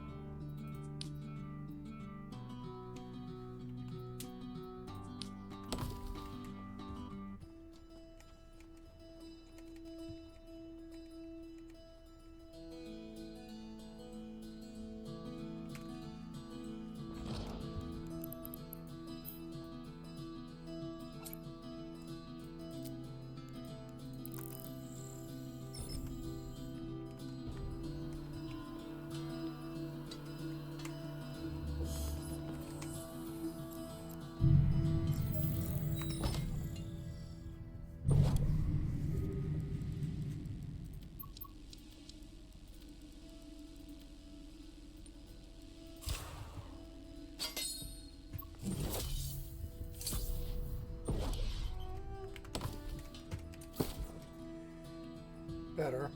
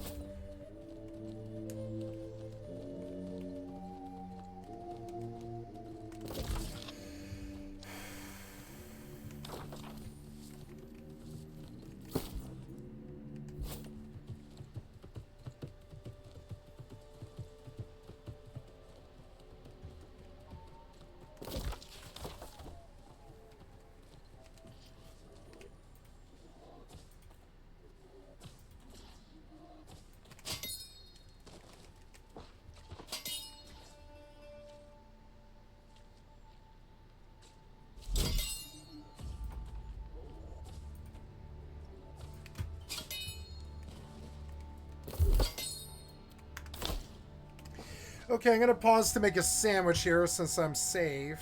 I think I'm safe. Yeah, I'm safe here.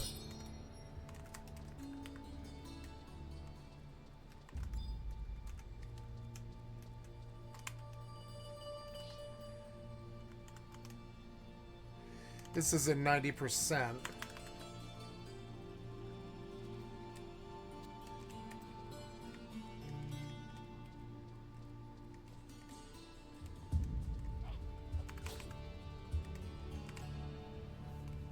Your skill has increased. Wow, they made grain seeds much easier to get. Your skill has increased.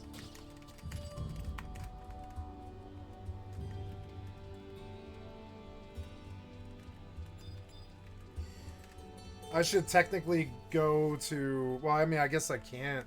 I should have started in Sandy so I could farm the rabbit charm for a really long fucking time.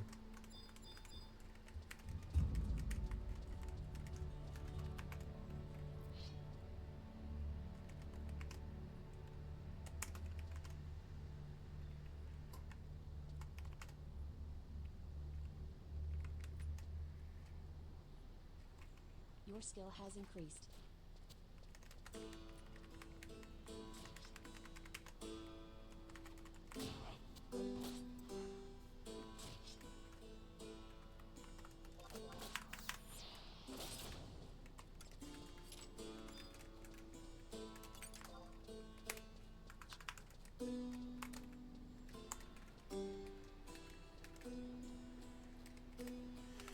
Gonna log out briefly.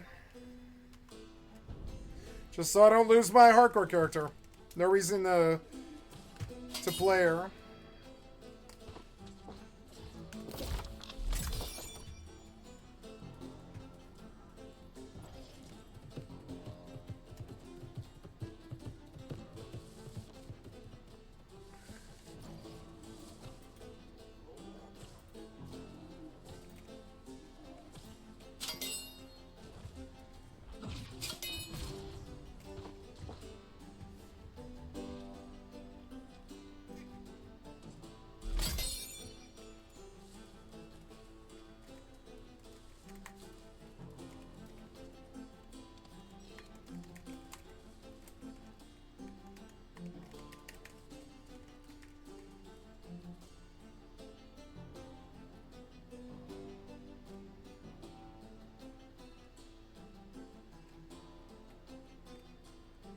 Trying to think of keybinds and I can't come up with one. It's so annoying.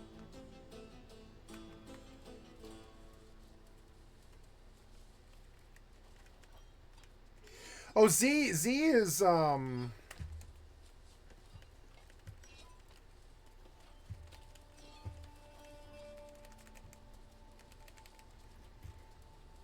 I think mouse roll down is actually a good keybind for it.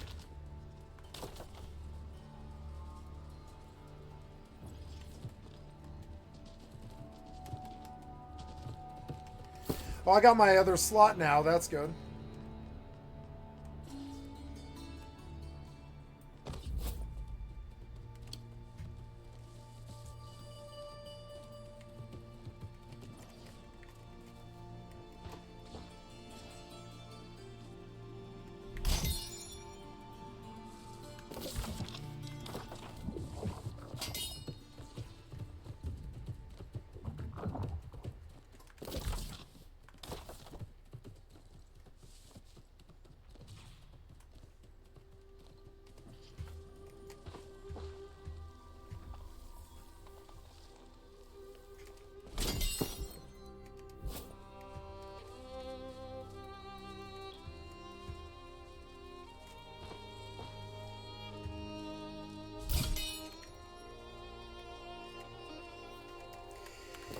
Sometimes I feel like I should be messing with the settings a bit more, like make the game look better.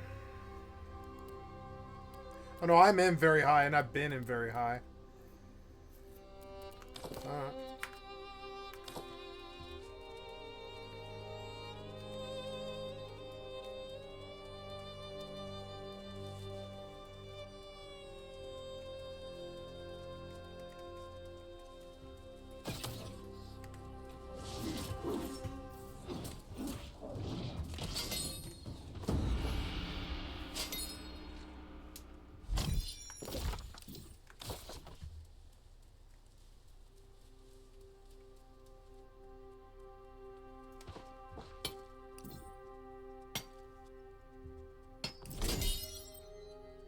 Nice.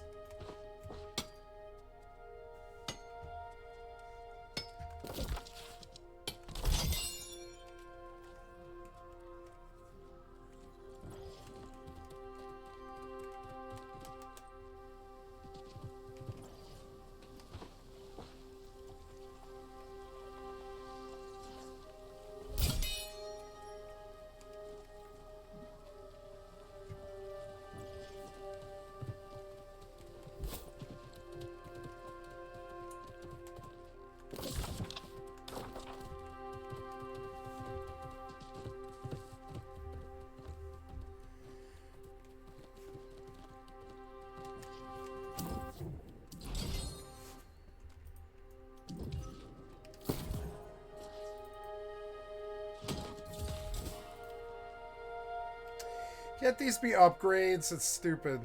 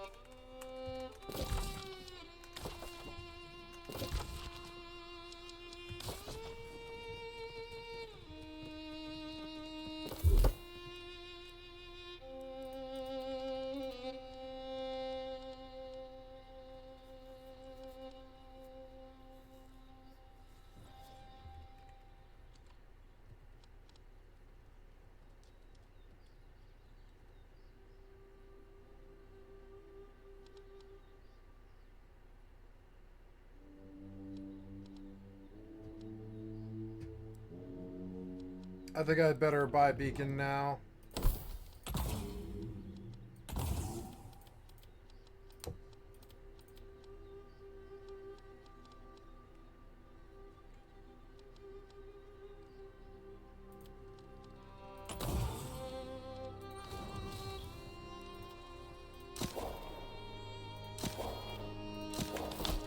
I bought beacon.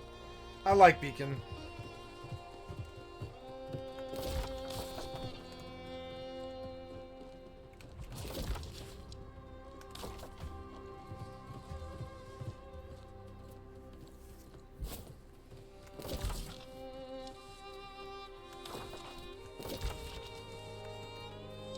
Oh, I didn't get the damn teleport. Oops.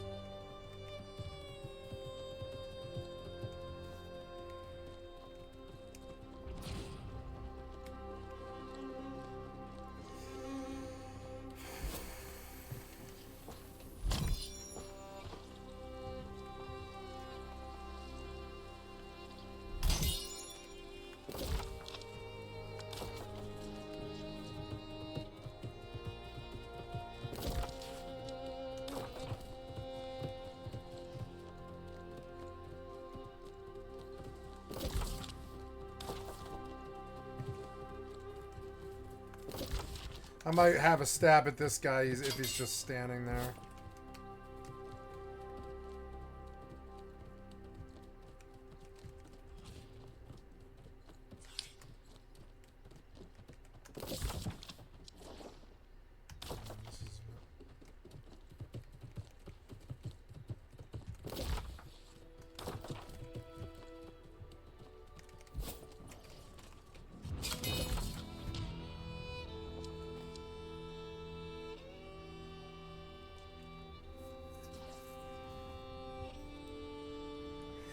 I will run Amrine since I'm naturally here. I will run Amrine once just to see what the experience is like.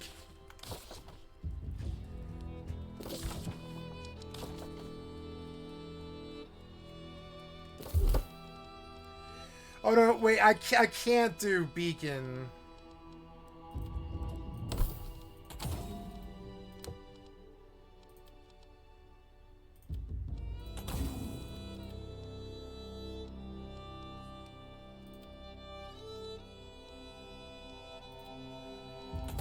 But I can't do that. There we go. That's an actual healing spec. No.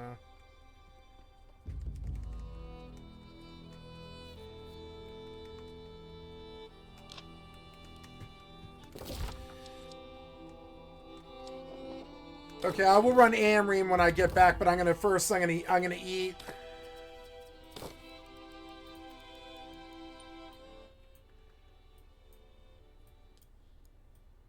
Down. So yeah, very high is eating my fucking frames like pretty fucking bad. I think I want to drop now to just medium.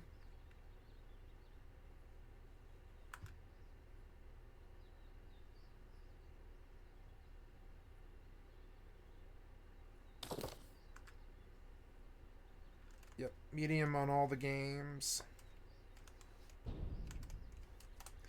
Yep, and if I want, I can just hop over to this character. I don't have to play the hardcore character. I can just like play her when I want to.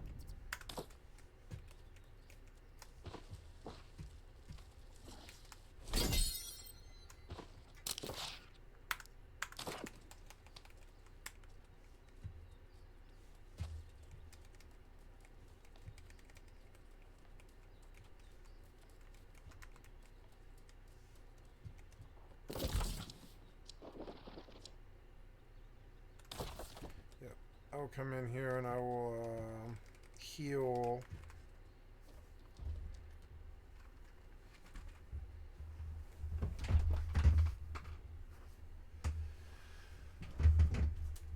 I'm gonna pause just a second to make a sandwich, guys. I'll be back. Okay, so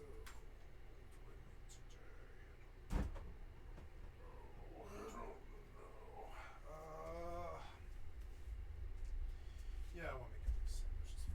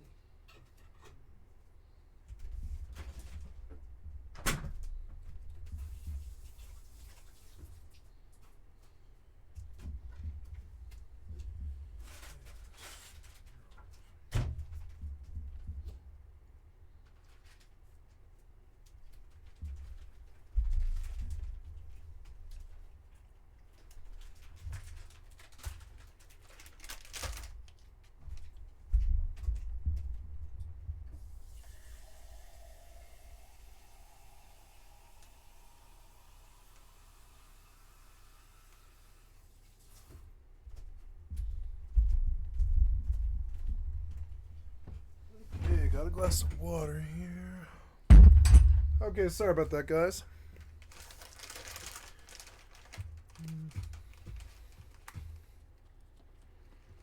Oh, it's quieter here. So, what are we doing here? Oh, no, I just want you to go talk now. Just talk for now, it's fine. Warp drive active.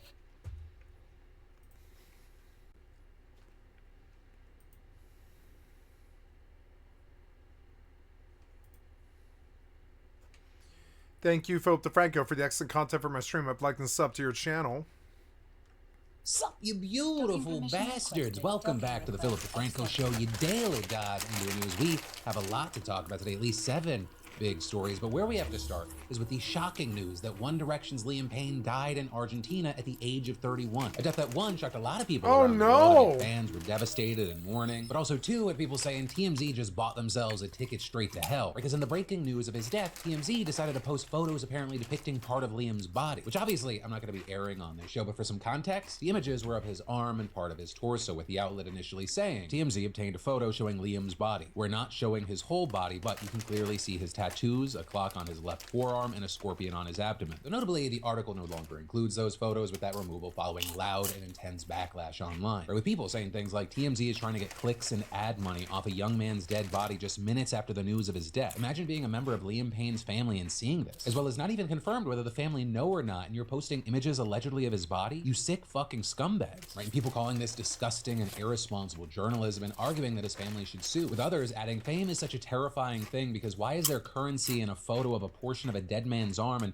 why would thousands and thousands and thousands of people see that within an hour of a young man dying? Even the people who look like they're most worshipped and blessed are treated like spare parts for sale. Also, regarding the specifics of his death, he died at the hotel that he was staying at, but we also can't say how it happened without YouTube suppressing the whole show. So the main thing I'll say is right now it's officially unclear if it was intentional or accidental, right, with police saying they went to his hotel in response to an emergency call that said that there was an aggressive man who could be under the influence of drugs or alcohol, with the hotel manager telling 911 he's destroying the entire room and, well, we need you to send someone, please, with him later adding that the staff was afraid he might do something. With the police then saying that when they found his hotel room, it was in complete disarray, with packs of supplements and over-the-counter drugs strewn about and various items being broken. The New York Post here publishing photos of the room that, again, I'm not going to be showing in the show, but in them you can see a broken TV. And this, as Liam has been vocal about his struggles of substance abuse and alcoholism in the past. With this, his family also released a statement to the BBC following his death, saying they are heartbroken and ask for privacy. Reports around this noting that he's survived by his 7-year-old son, as well as reports noting that his death comes as there were a lot of allegations coming from his ex-fiancée Maya. Before this, also reportedly issued a cease and desist order against him because he allegedly wouldn't stop contacting her. And this is earlier this year, she published a novel based on her relationship with Liam, and in it, the Liam character chases her character with an axe. With her also recently doing an interview claiming that did actually happen. The book also detailed what she said was a real experience where she gets pregnant, and the Liam character says he'll leave her if she keeps it and pressures her to get an abortion at home to keep it secret, leading to medical complications. With Maya being 18 and Liam 26 when the relationship was confirmed, and she previously said that she was naive at the time and saying, I don't know if it was a power imbalance, but I feel like maybe my love was taken advantage of in a way. And then finally, most recently and possibly most notable, during an interview that was published this week, Maya claimed that he would send messages threatening or dangling his potential death as a manipulation tactic after their breakup, all of which has led to a ton of discourse. Some people now harassing Maya and blaming her for his death, but this also as others are out there defending her and her right to speak out, saying no one should blame her, even if these allegations make grieving complicated for the fans. But ultimately, that's where we are with this whole situation right now. We're waiting for more details to come out. There are a lot of discussions playing out online. And so in the meantime, I gotta ask you, what are your thoughts of this whole situation? Whether it be about the death in general, what TMZ did, all this discussion around Maya, anything and everything, I'd love to hear from you in those comments down below. But then in social media drama news, but also it feels bigger than that, we have Andrew Tate versus CoffeeZilla playing out right now. Right, and as far as all this being public, it started when Andrew Tate tweeted out a screenshot of an email that Coffee apparently sent him seeking comment on a story that he's working on. In that email saying, hey Andrew, I'm reaching out for comment as I have a story about your crypto endorsements coming out. Please respond in 48 hours to ensure I can get your answer in the video for context. But the man going on to say, last year you said you do not endorse shitcoins. You've also claimed you do not have anything to do with any crypto. What changed? With the man, among other things, asking him how much he and his brother Tristan were paid to promote a coin called Roos. Also asking if he was aware it had been hacked, then asking questions about his affiliations with other coins like RNT and Daddy, along with a question about his previous statements about the SEC. And then sharing that email will say, Tate used language to insinuate CoffeeZilla is gay, and then wrote Daddy. With him then continuing in another tweet saying CoffeeZilla is gay, Daddy to the moon, RNT What? to the moon. Fuck that loser. Every single negative email, negative comment, and negative review on his bullshit is money I spend in the trenches. With him then posting a video saying, What? CoffeeZilla is a This is my statement to you, CoffeeZilla. You're I guarantee I drink more coffee than you, meaning you're a fraud What? to begin with. Nobody likes you. Nobody's scared of your investigation. You're What?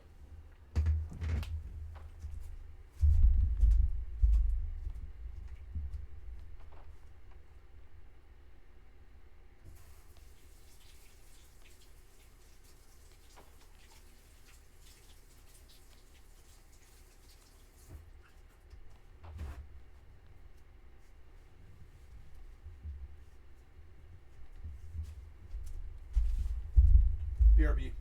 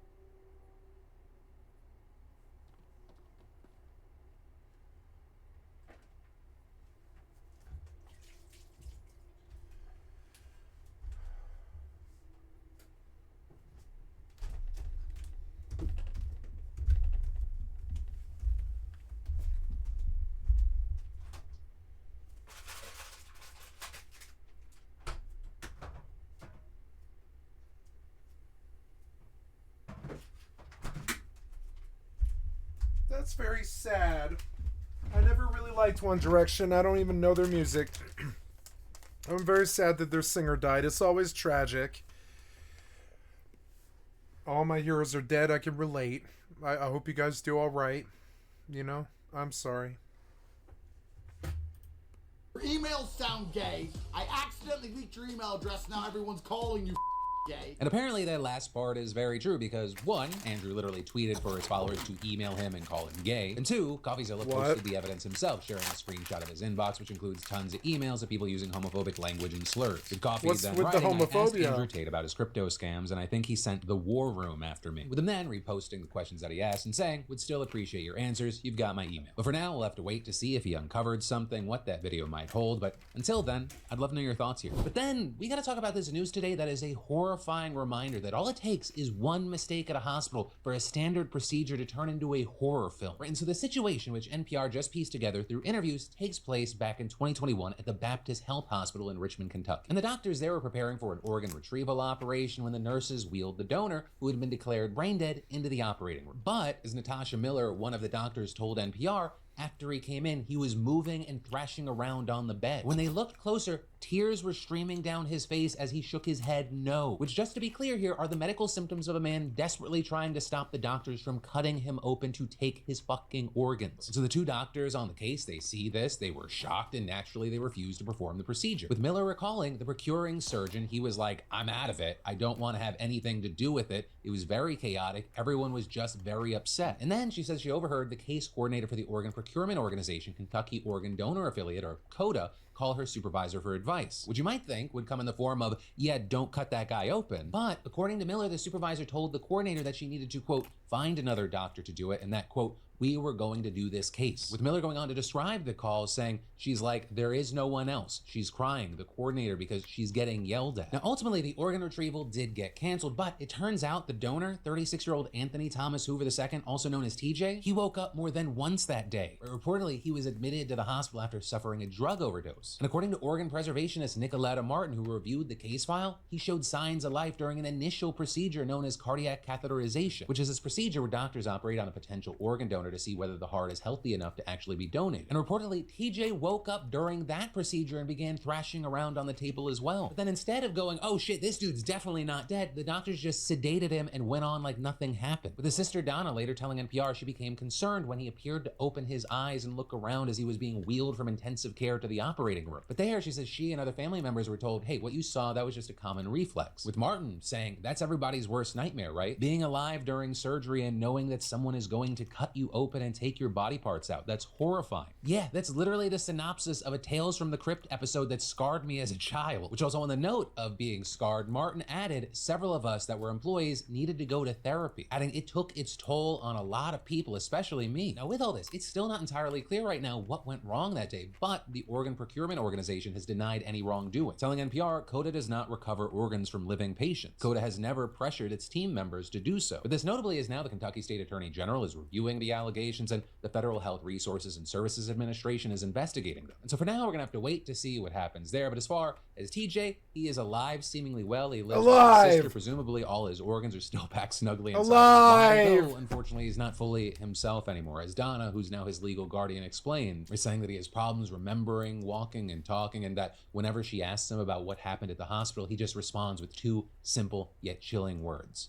Why me? But then, taking a quick break from the news, listen up, right? If you shave your face or you know someone who does, this message is for you. Because did you know that 2 billion plastic razors enter landfills each year in the US alone? And making matters worse, most people overpay for disposable razors just to settle for irritated skin. But that is where Henson Shaving comes in, right? And I've actually been using their razors long before they became a sponsor of the show, so also thank you, Henson Shaving, for giving me the best shave I've ever had. Because my facial hair is spotty as all hell. I look horrible with it. So when I actually care what I look like that day, I want the best shave, and my electric razor really wasn't cutting it. I also wanted something small so it was easy to take on the road. And with all this, you know, one of the things with razor blades is they're like diving boards. The longer the board, the more wobble, meaning more nicks and cuts. And Henson's razors, they're made in the aerospace machine shop where they previously made parts for the International Space Station. And that level of precision, it's why their razor is so much gentler on your skin. The blades, they extend 1/1000th of an inch, which means a secure and stable shave with precision engineering. And my wife doesn't call me Frugal Philly for nothing. Once you have your razor, it lasts a lifetime. You spend only $3 to $5 a year on replacement blades. No crazy substitution fees, just an incredible shave at a low cost. So head to hensonshaving.com/DeFranco to pick the razor for you and get 2 years worth of blades free with code DeFranco. Just make sure you add them to your cart. That's 100 free blades when you head to HENSONSHAVING.com/DeFranco, or just scan the QR code on screen using code DeFranco. But then, with just 19 days from Election Day, which, by the way, go to vote.org, you can check your registration status there and or register to vote. In key states like Pennsylvania, for example, you still have until October 21st. You can find your local polling station and even set reminders so you can have a plan. But with us so close to Election Day, both candidates have been making major media appearances left and right, with some being more unexpected than others. Vice President Kamala Harris, for example, appeared on Fox News for an interview with Bret Baier, with that being a big part of an effort that she's had to appeal to independent voters who watch that channel more than on CNN and MSNBC, as well as, trying to get more classic, moderate Republicans and conservative women who might be willing to break away from Trump. And this is we also saw Trump doing 2 different town hall style appearances. One that also aired on Fox News, where he took questions from an all-woman audience in Georgia in a bid to try to get traction with that demographic, as polls continue to show he has a serious gender gap problem. And then the second, essentially being the same style, though, him appearing at Univision, where he spoke with Latino voters. Voters who are predicted to make up as much as 15% of eligible voters this year and are likely to play an absolutely essential game-changing role in key swing states that have high Latino populations like Arizona and Nevada. And that also coming after Harris held her own Univision town hall last week. And while we saw both of them largely hitting their usual talking points on key topics like the economy, immigration, democracy, and other issues, there were also a number of very significant viral moments that have kind of taken over the news cycle. Like, for example, in the Fox News interview, which, by the way, was less of an interview and it was more like Bret Baier attacking, debating, and trying to bait Harris, with him at one point trying to get Harris to say something really negative about Trump supporters, right? Try to get that Hillary Clinton deplorable moment. Why, if he's as bad as you say, that half of this country is now supporting this person who could be the 47th president of the United States, why is that happening? This is an election for president of the United States. It's not supposed to be easy. I know, but It's not supposed to be. It is not supposed to be a cakewalk for anyone. So are they misguided, the 50%? Listen, are they stupid? What is God, it? I would never say that about the American people. And in fact, if you listen to Donald Trump, if you watch any of his rallies, he's the one who tends to demean and belittle and diminish the American people. He's the one who talks about an enemy within, an enemy within, talking about the American people, suggesting he would turn the American military on the American people. We asked that question to the former president today. Harris Faulkner had a town hall, and this is how he responded. I heard about that. They were saying I was like threatening. I'm not threatening anybody. They're the ones doing the threatening. They do phony investigations. I've been investigated more than Alphonse Capone. He was the greatest gangster. No, it's true. No, but think of it. It's called weaponization of government. It's a terrible thing. So, Brett, I'm sorry, and with all due respect, that clip was not what he has been saying about the enemy within that he has repeated when he's speaking about the American people. That's not what you just showed. he was asked No, that's not what you just showed. In all fairness and respect to that was the question that we asked him. You didn't show that, and here's the bottom line. He has repeated it many times, and you and I both know that. And you and I both know that he has talked about turning the American military on the American people. He has talked about going after people who are engaged in peaceful protest. He has talked about locking people up because they disagree with him. This is a democracy. And in a democracy, the President of the United States, in the United States of America, should be willing to be able to handle criticism without saying he'd lock people up for doing it. And this is what is at stake. You know, I want to break down what's going on here because what Harris said is completely correct. And what Fox News is doing is incredibly manipulative and misleading. Right? Harris is explicitly referencing this comment that Trump made while literally talking to Fox News earlier this week when he was asked if he expects there to be chaos from outside agitators, and he responded. I think the bigger problem is the enemy from within, not even the people that have come in and destroying our country. By the way, totally destroying our country. The towns, the villages, they're being inundated. But I don't think they're the problem in terms of election day. I think the bigger problem are the people from within. We have some very bad people. We have some sick people, radical left lunatics. And I think they're and it should be very easily handled by, if necessary, by National Guard, or if really necessary, by the military. With Trump also making a similar comment at another point in that interview. We have two enemies. We have the outside enemy, and then we have the enemy from within. And the enemy from within, in my opinion, is more dangerous than China, Russia, and all these countries. With the men going on to specifically target Representative Adam Schiff, even directly calling him the enemy within at one point, while also using anti-Semitic tropes. Right? And those comments have been widely condemned as yet another instance of Trump using increasingly authoritarian rhetoric and threatening violence against his political opponents. And so by showing that different clip of Trump claiming he's not threatening anyone, Bear and his team over at Fox News, they're trying to downplay and normalize the fact that Trump literally said he would send the military after his perceived enemies. He's talking about American politicians and American citizens in America. With also something else that Bear left out there, the fact that Trump literally made those enemy within comments again at the same Fox News town hall that Bear is using to claim that Trump isn't making threats. It is the enemy from within, and they're very dangerous. They're Marxists and communists and fascists, and they're sick. They're dangerous for our country. We have China, we have Russia, we have all these countries. If you have a smart president, they can all be handled.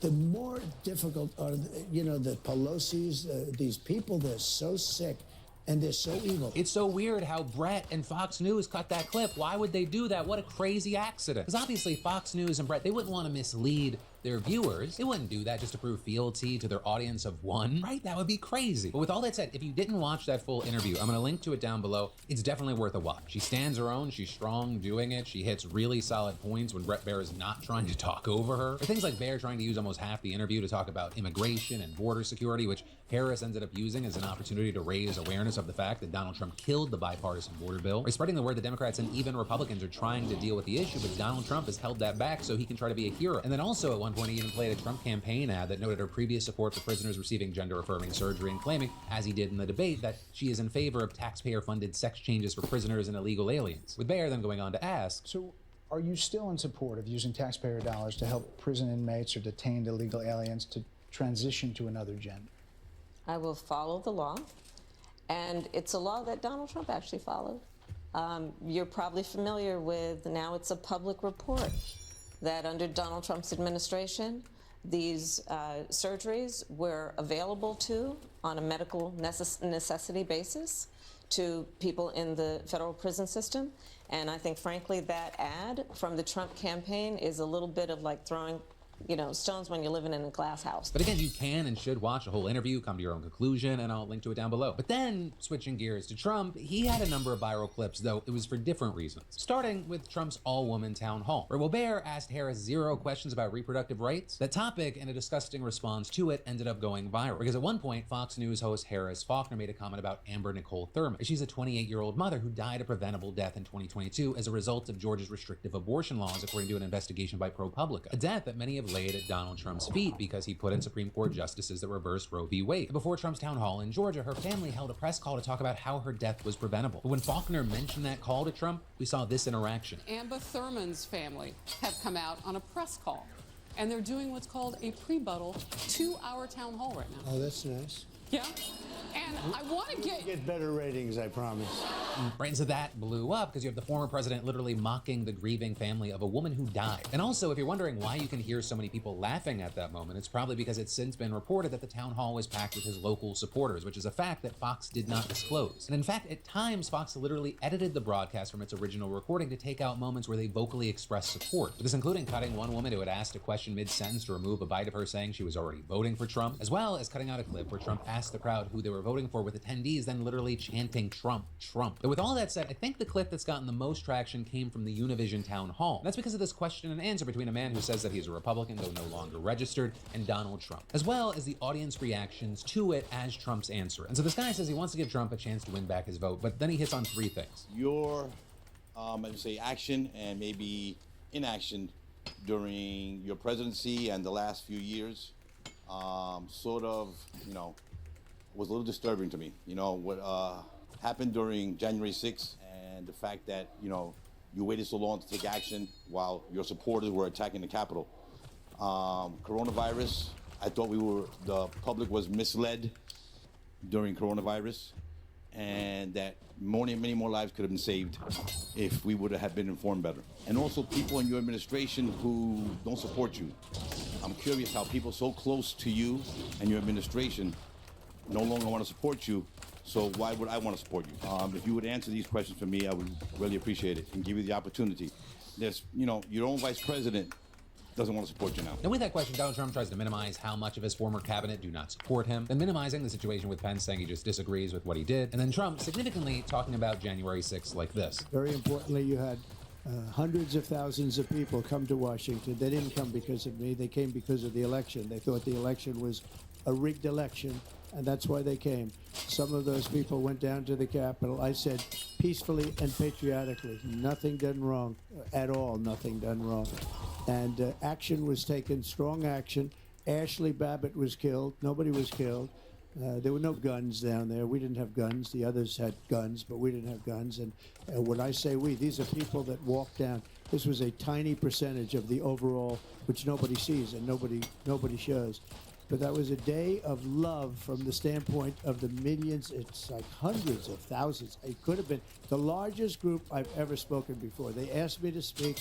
I went and I spoke. And I used the term peacefully and patriotically. If you look at the Democrats, what they say, you look at Maxine Waters and you look at Hillary Clinton and you look at what they say, and they don't put that on. They only put Republicans on. But they couldn't get me because of the fact that I said everything's got to be peaceful and patriotic. And again, just like with the Harris interview, I'm going to link down to the full interviews down below. You can watch them in full, be your own best judge, because there's a lot in there. Trump talking about the debunked Haitian migrants eating cats and stuff. Yeah, ultimately, I'm going to end this segment by saying, one, of course, I'd love to know your thoughts on everything that we've seen here. And two, of course, a friendly reminder, vote. Good news, bad news, there's only 2.5 more weeks of me reminding you to do that. But then taking a quick break from the news, when life gets hectic, especially in the fall, it is so important to look after your health. And with a busy schedule, stress can leave you feeling drained and make it tough to stay on top of everything. And that's why I focus on maintaining energy levels in a heart-healthy way without relying on caffeine or stimulants. And an easy go-to for me has been a sponsor of today's show, Super Beets Heart Chews. Right? They are a delicious plant-based way to support healthy blood pressure and circulation while giving me the energy boost I need, minus the jitters. Paired with a healthy lifestyle, Super Beets' unique antioxidant compound is clinically shown to be nearly twice as effective at promoting normal blood pressure compared to lifestyle changes alone. And for me, heart health is a priority because it's something that impacts everything I do. And incorporating Super Beets Heart Chews into my daily routine, it gives me peace of mind knowing I'm doing something great for my heart health. Take them on the go, whether I'm at my desk or I'm running around, and it's easy to stay consistent. Plus, they give me sustained energy without that crash, which is key. You can double your potential with Super Beets Heart Chews. So get a free 30-day supply on all bundles and 15% off your first order by going to getsuperbeets.com and use code DeFranco. That's getsuperbeets.com, code DeFranco. But then in quick business and legal news, it's actually probably going to affect your life. Subscriptions are about to get a whole hell of a lot less annoying. And that's because the FTC just finalized a new rule combating strategies used by businesses to make it more difficult to get out of a subscription or a membership. With FTC Chair Lena Khan saying, too often businesses make people jump through endless hoops just to cancel a subscription. The FTC's rule will end these tricks and traps, saving Americans time and money. Nobody should be stuck paying for a service they no longer want. And so with that, the basic principle is that the cancellation method must be, quote, at least as easy to use as the sign-up process. But of course, there's also more here, right? For example, the rule also requires requires retailers, gyms, and other businesses to get consumers' consent for subscriptions, auto renewals, and free trials that convert to paid memberships. Plus, this is huge, businesses will be banned from forcing customers to go through some sort of chatbot or an agent to cancel subscriptions that were originally signed up to using an app or website. And finally, thank fucking God for this, for memberships that customers signed up to in person, businesses will have to offer the option to terminate them online or with a phone call. Though, a big thing to keep in mind before you call that gym that's like, no, you have to come in person. The new rule will not take effect for about 6 months. And also, in the meantime, it may be challenged in court because the FTC commissioners, they passed the final rule yesterday with 3 Democrats voting yes and 2 Republicans voting no. And in their dissenting opinion, one of the Republicans speculated that the rule, quote, will likely not survive legal challenge. And of course, it's the businesses that are likely to bring the challenge, especially as the U.S. Chamber of Commerce, for example, has in general opposed the Biden administration's effort to crack down on junk fees, including the click-to-cancel rule, with them instead describing it as the FTC's latest power grab in its pursuit to micromanage business decisions. And the group also saying not only will this rule deter businesses from providing sensible, consumer-friendly subscriptions, but it will leave Americans with fewer options, higher prices, and more headaches. And while obviously that is up for debate, like so many things in this world, it's also notable that the rule actually seems to have overwhelming bipartisan support. In fact, according to a recent poll, it's supported by 83% of voters, including 85% of Democrats and 80% of Republicans. And beyond that, the FTC says they've been receiving thousands of complaints about negative option and recurring subscription practices every year. And adding there that the number of complaints has been steadily increasing over the past 5 years, with them getting nearly 70 per day on average in 2024. And personally, as you can likely tell, I'm all for it. Like, I know that I mentioned the gym example, but it is insane that there are gyms out there that are like, nope, sorry, you can't cancel unless you say that shit to my face. What are you talking about? Also, places that, yeah, make you use a chatbot or some phone, and it almost seems like they're set up horribly, like on purpose, so you get frustrated and you're like, it's not even worth the time to cancel. And while this change will obviously impact some businesses in a negative way, it's because those businesses are holding customers fucking hostage, which, call me crazy, doesn't feel like we should be defending those businesses. In huge news, the LA Catholic Church just broke a record, right? Hit a milestone. Unfortunately, it is because they have now paid out over $1 billion in sexual abuse settlements, with the Archdiocese of Los Angeles announcing that they've agreed to pay an $880 million settlement to over 1,300 people who accuse the Catholic clergy of sexually abusing them, or with that making it the highest single payout by a diocese ever. Though notably, this is because the LA Diocese beat their own previous record, with them previously paying out $740 million in a variety of abuse settlements. So actually, this latest news brings the total payout to over $1.5 billion. And of course, all of this connected to how the church has been at the center of a legal battle regarding sexual abuse for over 2 decades now, with those including countless allegations that the church's previous leadership seriously mishandled abuse cases, even sometimes moving clergy known to sexually abuse children to other parishes rather than just removing them or turning them over to the police. In fact, reportedly more than 300 priests who worked in the Archdiocese in just LA have been accused of sexually abusing minors. And a key thing with all this is that some of the claims in this settlement, they date back decades and were only able to be brought to light because of a law that was passed back in 2019, because that opened up a brief 3-year window where there could actually be legal ramifications. And so with all this, you have the attorney leading the settlement negotiations saying these survivors have suffered for decades in the aftermath of the abuse. Dozens of the survivors have died. They are aging, and many of those with knowledge of the abuse within the church are too. It was time to get this resolved. With another lawyer representing some of the plaintiffs against the church adding that this settlement is a welcome sight, saying it's never going to be full justice when the harm is a child's life, but it's a measure of justice and a measure of accountability that gives these survivors some sense of closure at least. And as far as the settlement and the money, 1, it was approved by the Archbishop, and 2, he said that it'll be funded by Archdiocese investments, accumulated reserves, bank financing, and other assets, with him also specifically noting that donations designated for specific parishes, schools, or missions will not be used. And apparently part of the reason this took so long is that a critical thing in the negotiations was making sure that the settlement was something that the Archdiocese could actually pay without going bankrupt, because the bankruptcy would drastically slow down payments actually getting to the victims. Also, as far as the Archbishop, in an announcement to parishioners, he apologized to the victims, saying that he hopes that the settlement can provide some healing and detailing the changes that the church has established to address the problem, with him pointing to strict background checks and reporting requirements as well as extensive training programs, and saying as a result of these reforms, new cases of sexual misconduct by priests and clergy involving minors are rare in the Archdiocese.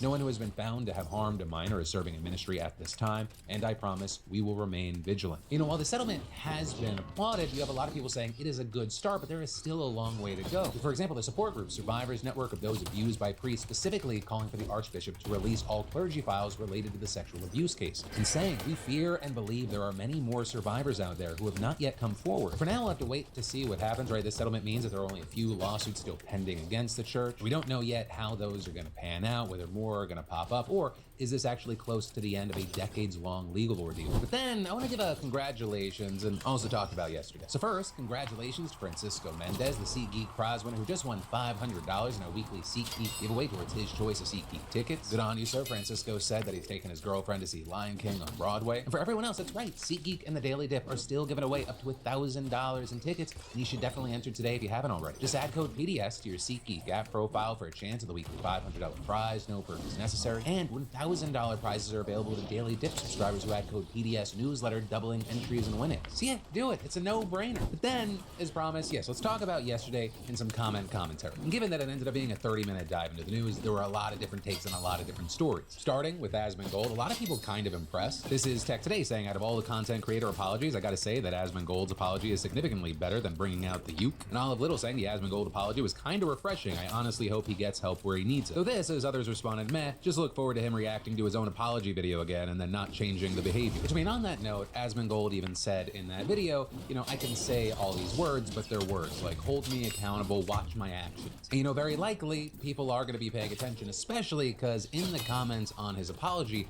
a huge bulk of his audience did not like that he was apologizing or just didn't think that he needed to. You know, time will tell. That said, I really expect nothing from anybody in the world, especially people I don't know in real life, though I do think real change can happen, and I think people that have watched me for the over any meaningful course of the last 18 years of this show know that it is possible. I'd want to punch previous versions of myself in the face. But then also, understandably so, a lot of the top comments yesterday were about that crazy body cam video. But some of those top comments including, dude is on a body cam beating a disabled man with no escalation, arrested him, lied by omission in the reports, and at arraignment. I cannot see a single reason those cops aren't in jail. Right, because the cops left out the guy that got this beat down was a deaf man with cerebral palsy. With also others chiming in saying cops being ready to fully attack citizens before there's even time for them to comprehend and process the question is ridiculous. Even if the man wasn't deaf, that cop went from stop to tackling the guy in about as much time as it would take someone to say, huh. And understandably, a lot of people looking at this situation going, how can you resist arrest when you have no idea you're being arrested? But yeah, ultimately, that is where today's show is gonna end. Thank you for watching. I love yo faces. Class is dismissed, of course, until Monday.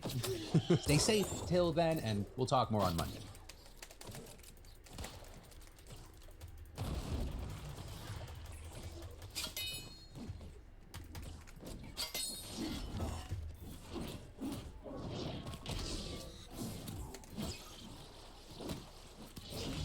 Just felt this VOD / response from Hassan deserves a voice because Ethan didn't mention that Hassan defends him and tells off his chat about it. So if you're coming in here, from, fresh off the heels of like watching, this is one like 1 hour time frame from one singular VOD. Okay.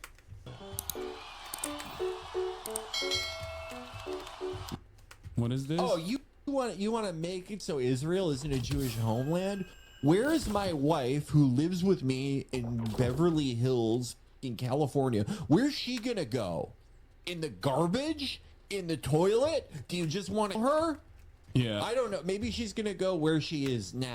It's not even, it's funny because I don't even think he was talking about he led the situation. I think he was talking about how, like, yeah, this is clip chimped. I think this is literally about how the common trope that people write about on like magazine and like the idea that I'm under threat in the upper west side or the upper east side, like, and then there's like articles being written about like how I saw a Muslim man or like a scary brown guy. It's funny because again, Felix is which is not Israel. Yeah, this is like, and it's clear what he meant in the context. He just clipped that. I agree, but people are stupid to refuse and believe it. Okay, if you agree with my definition of Zionism, which corresponds to material reality, but then your counter to it is that, well, other people don't. What do you want me to do? Do I allow any kind of to go on in this? Do you ever have this expectation of me on any other issue? Republicans hallucinate a reality where gay people and trans people are constantly grooming your children. To that. Do I entertain that? No. What do you mean? Like, what do you mean? I do not entertain reactionary framing on issues, okay? if you understand, I mean, this is from 2021. Stop conflating Jews all around the world with a horrific Israeli occupation. You are being anti-Semitic when you claim that all Jews are a monolith in their unconditional support for a far-right, ultra-nationalist, ethno-state government engaging in. Listen, if you were white, this conversation wouldn't happen. I am white, just not white enough for some on this issue.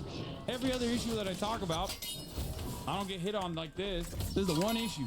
Majority report agreeing with you. The term Zionism can sometimes encounter issues because there are many Jews who identify with the term for reasons of upbringing or whatever and fit with the Einstein version more or less. Jewish community and pluralistic Palestine. Yeah, that definition Einstein didn't agree with either and recognized was wrong. Einstein would now be considered an anti-Zionist with his attitude about what the nation state project of Israel looked like early on.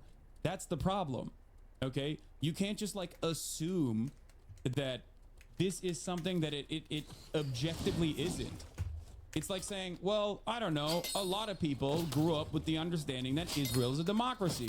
Okay, I don't care. It's not. What do you mean? It's a ridiculous thing to be like, well, sorry, social conditioning actually is more important in this circumstance. Well, it's not. It's not the truth. What do you want me to do? Lie to you? That's what's crazy about this entire process is that, like, you can't imagine something that Israel is not. Okay, you can't imagine an alternative reality of what Zionism should be when it's not that, and then just be like, and I feel like I'm being hurt in this circumstance. I don't know how else to go about this. I don't get it. I don't fully comprehend it. I don't know what to say. Isn't that like saying all Westerners are right-wing nut jobs that want to delete black and brown people? What? Dude, this is a political definition, okay? It is a project. It is an ethno-state project with well-defined boundaries. It's not like saying all Westerners are right-wing nut jobs that want to delete black and brown people. You don't have an issue with that, right? If I were to say, okay, and their fascist ideology dictates the, okay? When I say that, everyone's like, yeah, I get that. That's correct. That's a correct assessment. I have Israeli Jews in this chat. What do you mean? What a ridiculous conversation to have over and over and over again. It is a settler colonial project. That is what it is.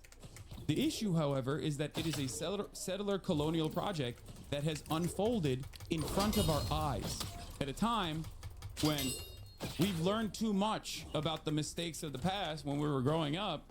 So it is at odds with what we think is right and wrong. So you can't make up for that. It would have still been wrong if it was conducted in the 17th century, but we're not in the 17th century. No, I agree with you. I'm just saying a lot of Jews can have a knee-jerk reaction to the term people going after Zionists, like all Zionists or whatever, because a lot of people don't see it the way that we do. So I think you just need to have some patience and understanding on that front. It's not the primary issue here, but just something to consider for the purposes of communication. No, I'm very familiar with this. I understand it. Trust me, I do. The first instance of this stuff I saw was when, like last year during his first Dust Up with you, when he did the thing that like all these guys do, where it's like they live in America, their families live in America, they'll never move to Israel, and in fact, one of their family members moved from Israel because it actually sucks to live there. Bro, they're making him. He's posting like he's got barred from Columbia campus, dude. Like that, dog. You're in Yemen. Like, what? What do you mean? It's just like making him do that. Like, but he did that thing where like last year, where he's like, oh, you want to make it so Israel isn't a Jewish homeland? Where is my wife who lives with me in? Like, the question I have is, there are a ton of anti-Zionist Jews, many of which that have been on this broadcast, many of which that are endlessly accessible in this community. When someone says, like, Zionists, do these anti-Zionist Jews go, whoa, why you say me for? Or do they go, yeah, I get what they're saying. That's the difference, okay? I don't get it. I don't understand it. Anti-Zionist Jews themselves, including Felix Biederman, will also say sometimes even worse than just Zionist. Okay? This does not mean that there aren't bad faith actors that try to masquerade as pro-Palestinian in an effort to funnel a lot of anti-Semitic agitated propaganda. The distinction here is that I do not allow that, you know? I don't allow that, and I regularly speak out against it. That's why I said yesterday, like, I urge Ethan to talk to Sam Cedar, okay? There are very thoughtful, very kind, very understanding, and much less, how do I say this? Like, much less straight anti-Zionist Jews out there that he could talk to, I think, develop a different understanding of these matters. I don't think that I will be able to reach him, but maybe they could. That's it. Like, because the reason why I bring up Sam Cedar is because, well, not only is he my uncle, okay, my real uncle, and not my fake uncle like Jane, but also because I think he is an incredibly thoughtful person that will broach the subject with a lot more charitability than someone like Felix will. You know what I mean? Gabor Mate is another great example of this. I just don't think that I can, I'm gonna be honest, like, I just don't think that I can, like, penetrate the hardened position that he has. You're a Muslim defender now? I mean, I have never stopped being a Muslim defender. My name is Hassan in America post 9/11. Like, what do you mean? Felix Dome got it. I love Felix. He is brilliant. Thank you. He's hilarious. He is my goat. He is not as tactful as others. Felix is an anti-Zionist Jew for, you know, many decades at this point. You get a little bit more hardened, I think, over time, and you know, the way that you approach the subject matter is going to be less tactful. How much do you weigh at the moment? Like 225 probably. How do I get there from 320? Work every day, baby. Work every day. One foot at one. Yep, that's what I've been put your doing best too. foot one step at a time. That's what I've been doing too. Yep. time will- Like every day, if you put, like, I've been putting in, like, you know, something like 10 hours a week. It isn't always like 14 like I want. Sometimes it's 6, but I try to put 6 to 14 hours in a week of walking or whatever, running. I've been running quite a bit actually.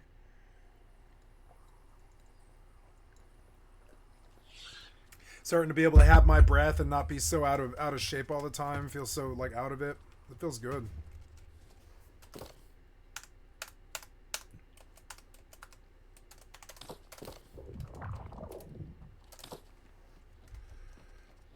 Yeah, sure. Yeah, I'll take the friends.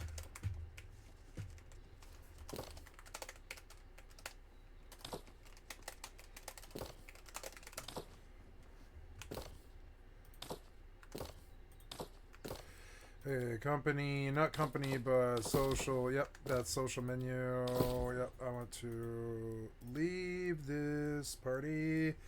Nope, I want to leave this party, but I don't know how. There it is. Okay. GG, guys. Oh. Check, check. I don't know what the fuck that is. I don't know. Oh.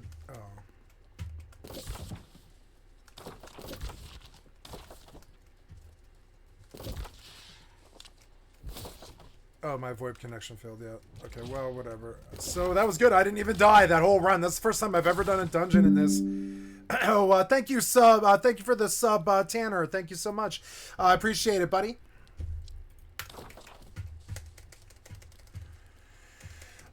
So now,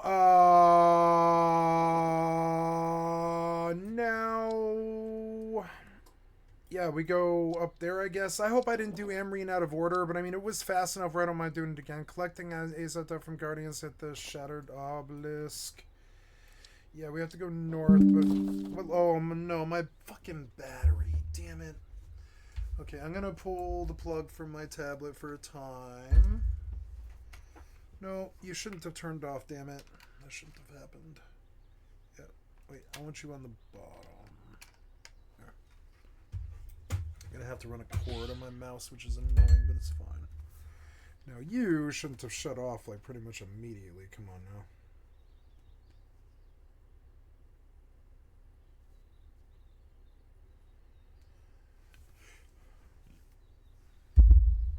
And sorry it took me so long to thank you. It's a 2-minute delay on the stream as I'm recording. Thank you for the runs. If you were in that dungeon with me, thank you so much. And if I missed the chat, I'm sorry. I'm recording. I don't monitor the chat, so you know, no offense if I missed what you're saying. I don't mean to insult you or anything like that. So okay, we are now 7.5 hours in. I got a level in there, which is good. Yeah, hey, cool. More focus. Great. Yep, seems good. Got to take a look at the shit that I got. Man, it looks like an ECR run. 395 fire staff. Got to pull this cord a little bit. No. Nope. Oh, I got to be a little bit more careful than that. Nope. Yeah, hey, that's an upgrade. Yeah, I'll take it. Yeah, sold. Life Staff of the Century, 368. It's not as good as that one. I should buy some gems now. I have 1,100 gold. I can probably do so. Uncommon Life Staff, BP, BOE, BOP. Unlock this stupid ass Life Staff. I don't care about this thing anymore. Get rid of it. I cracked the BOE, but I frankly do not care. I do not care, heavenly, earthly care about that. BOP. Hey, new Amrine Amulet. Nice. Not bad. It comes with a physical ward. Not bad. 395 amulet. 395 amulets. It's sad that I can't pass it on, so we cracked that one. 371 pants. Nice. Yep, that's good. Starting to get all gem slotted pants. Heavy, yep, crack it. BOP 367 ring, that's an upgrade. Right on. 366 heavy gloves, those are upgrade. 361 BOP Amreed. BOE amulet 353, it'll sell. BOP 349, it's inferior. It'll sell. Inferior. It'll sell. Inferior. It'll sell. Inferior. Nice pattern for magnificent gloves if I ever get to the outfitting station. Memories of Brightwood. Second mandolin.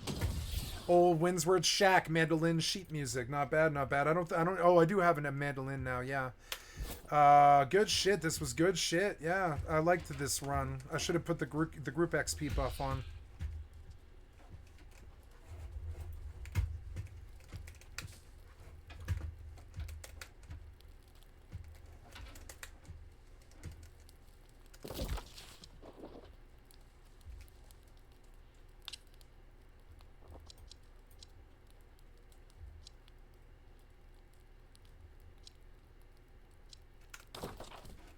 Am I standing near something? No, but I am playing it safe on my hardcore character.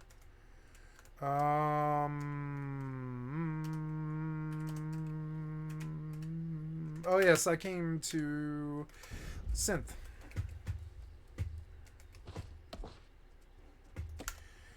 So where am I going now? I'm going. Okay, I got the teleport. You say there's things all around me, such as Blightroot over here. Is there really Blightroot over here? Yes, there is. Nice. It's good. Oh, I decided that I want an auto run key on my mouse, maybe. It might get me killed. I don't know. No, I don't think it'll get me killed. It'll be fine. But I want to put an auto run button on my mouse. I'm going to... I want to open my LG hub. Yeah. What else was here? There's supposedly a Dragon Glory south of me.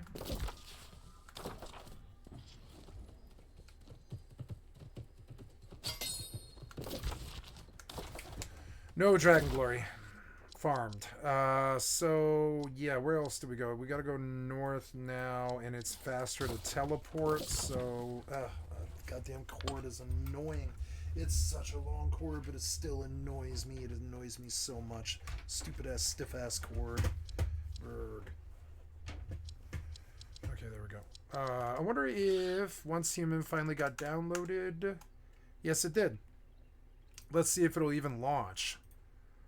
Okay, on this mouse, you say I have 59% power.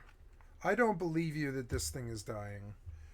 You lied to me. You said this mouse was critical. I don't think it is. I think you're lying to me. I'm going to replug this tablet. There we go. Good Amry run. That is the first time a dungeon has felt fun to me in a long time. Ooh, Dragonflare. Dragonflare pop. Yeah. Stolen Dream, baby. Okay, so we are going out north from the teleportal. I'm going to turn PvP for this. Go north and see what we can get here. This might be a bad idea, and I should definitely maybe get like a spawn here. No, I have a spawn here, so it's fine. It can only help me.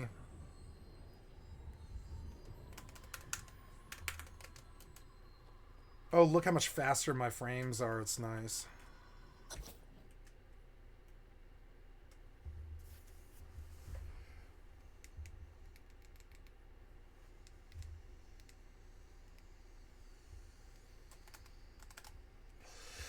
No, checking patch file difference. Well, I don't know. Maybe I need to give it a few minutes, huh?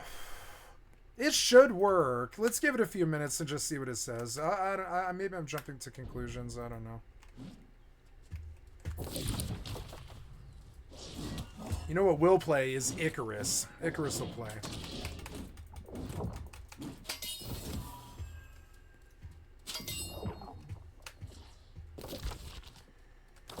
Okay, gotta go south, do I?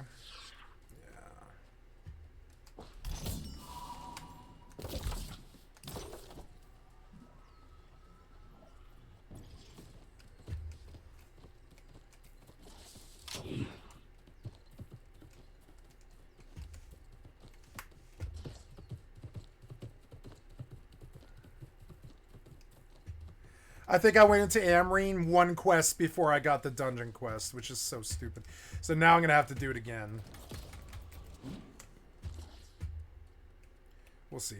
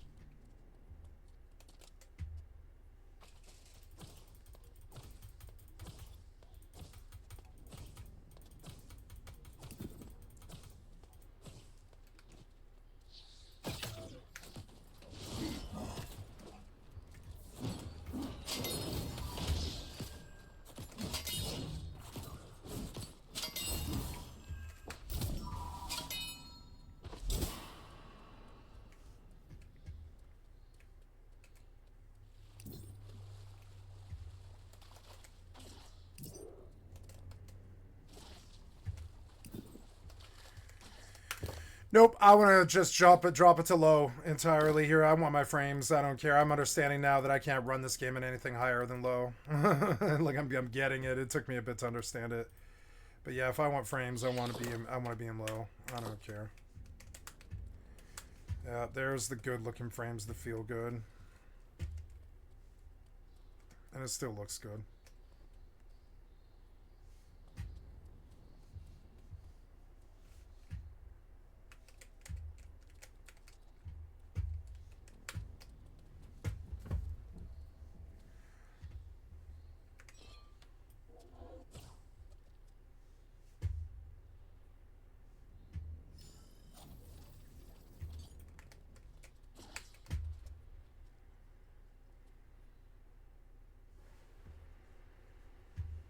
Oh, I need to redo the skin on this life stuff.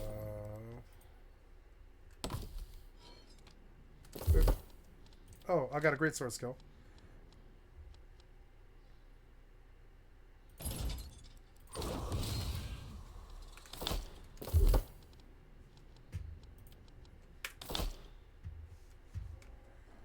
Where are the fucking mobs? So stupid.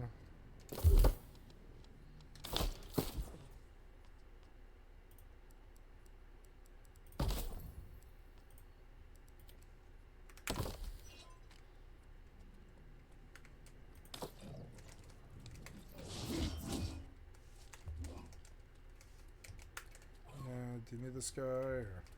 No?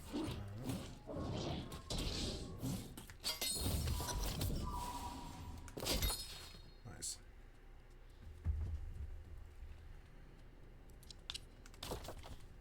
Better frames.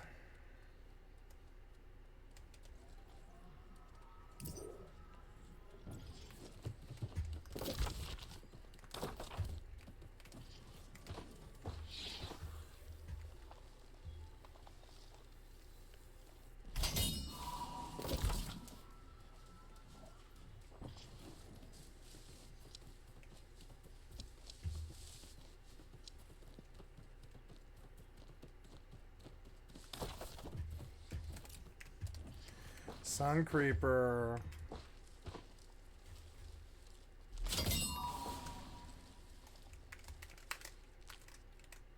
I like the older style graphics. They're good.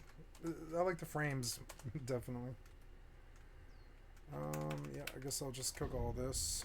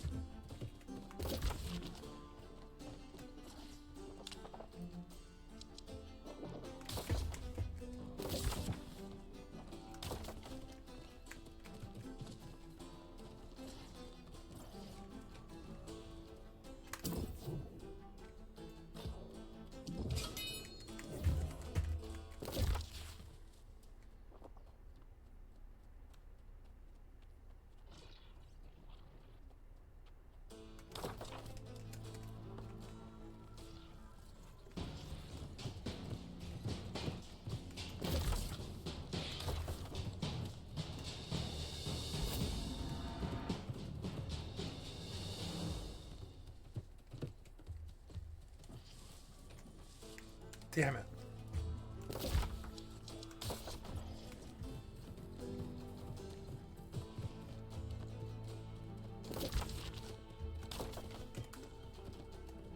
Oh, it's doing it! Yay!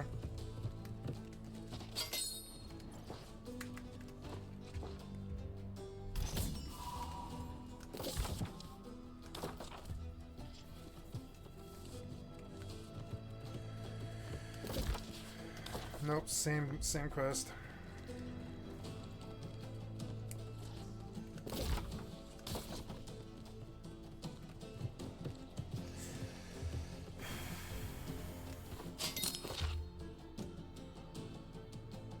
Hey, look at that. Yay, it's competent. I want Once Human to replace Rust for me, because Once Human has mobs to kill. Icarus is good, but all it really is hunting and dealing with storms. I like Icarus. It's a good game, and I'll come back to it.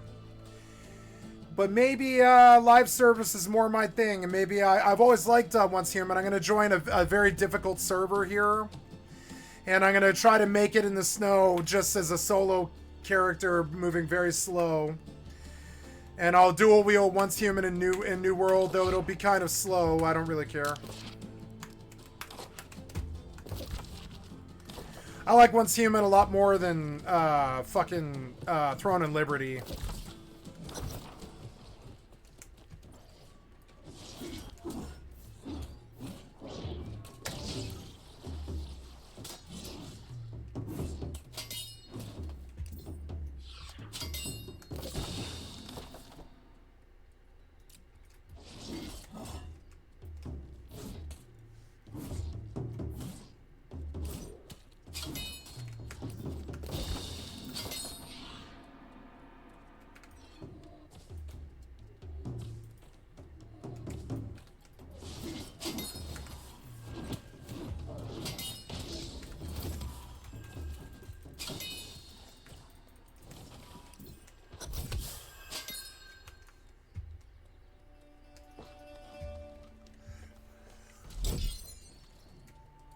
That was so weird. The dude disappeared. Oh no, he just lagged. He did. He like lagged.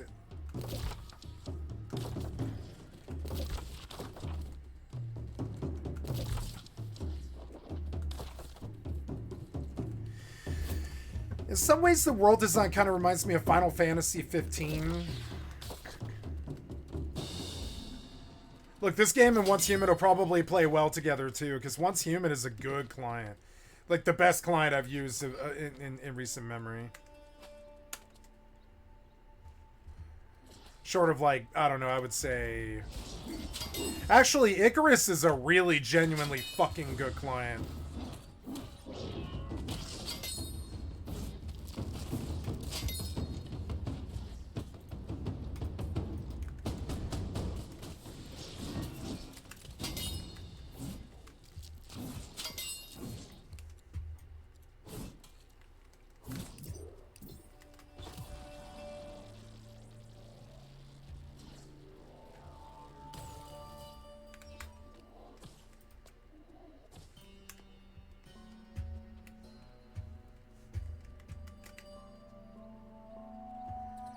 I want to buy a really good greatsword skin, maybe. Do I need to kill this guy? I don't yet, no.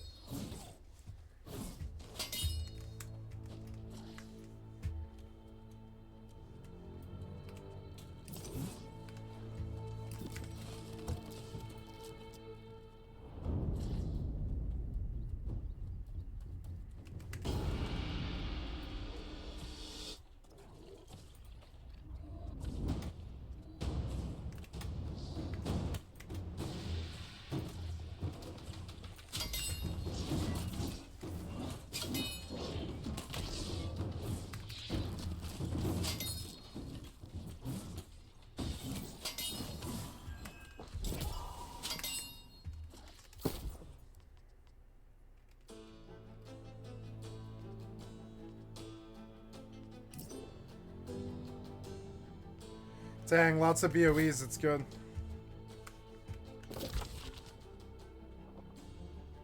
Ooh, they're doing corruption here, but I'm gonna go get that. I've seen that guy around a lot.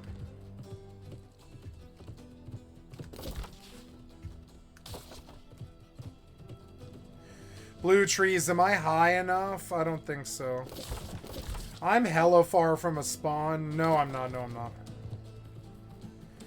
I can't do this yet, can I? No, but I'm so close. Look, these beautiful blue trees and so much money.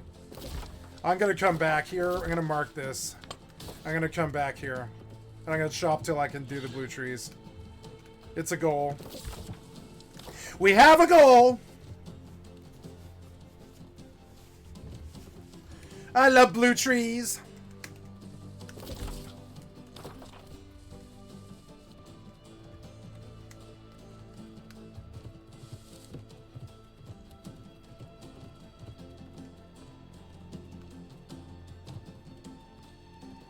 I don't know, to be honest.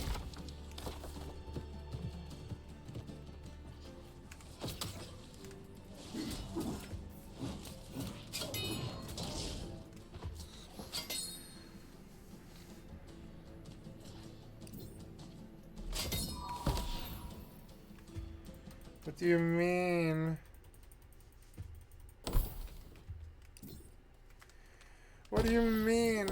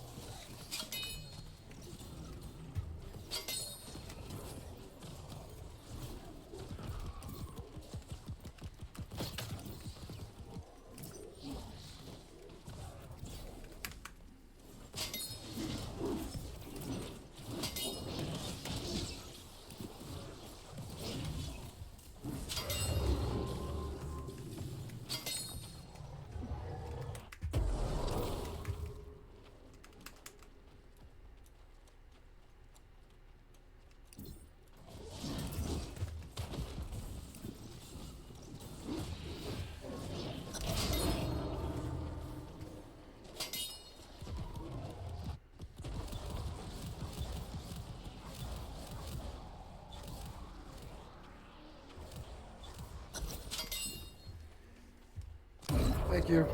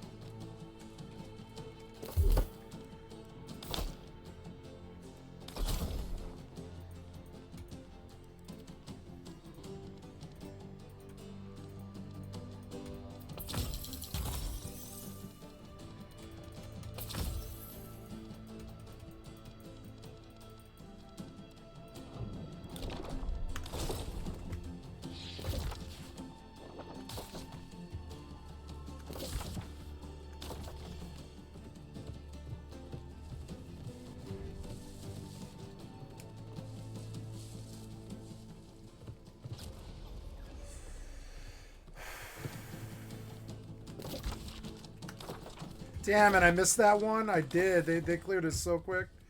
God damn it.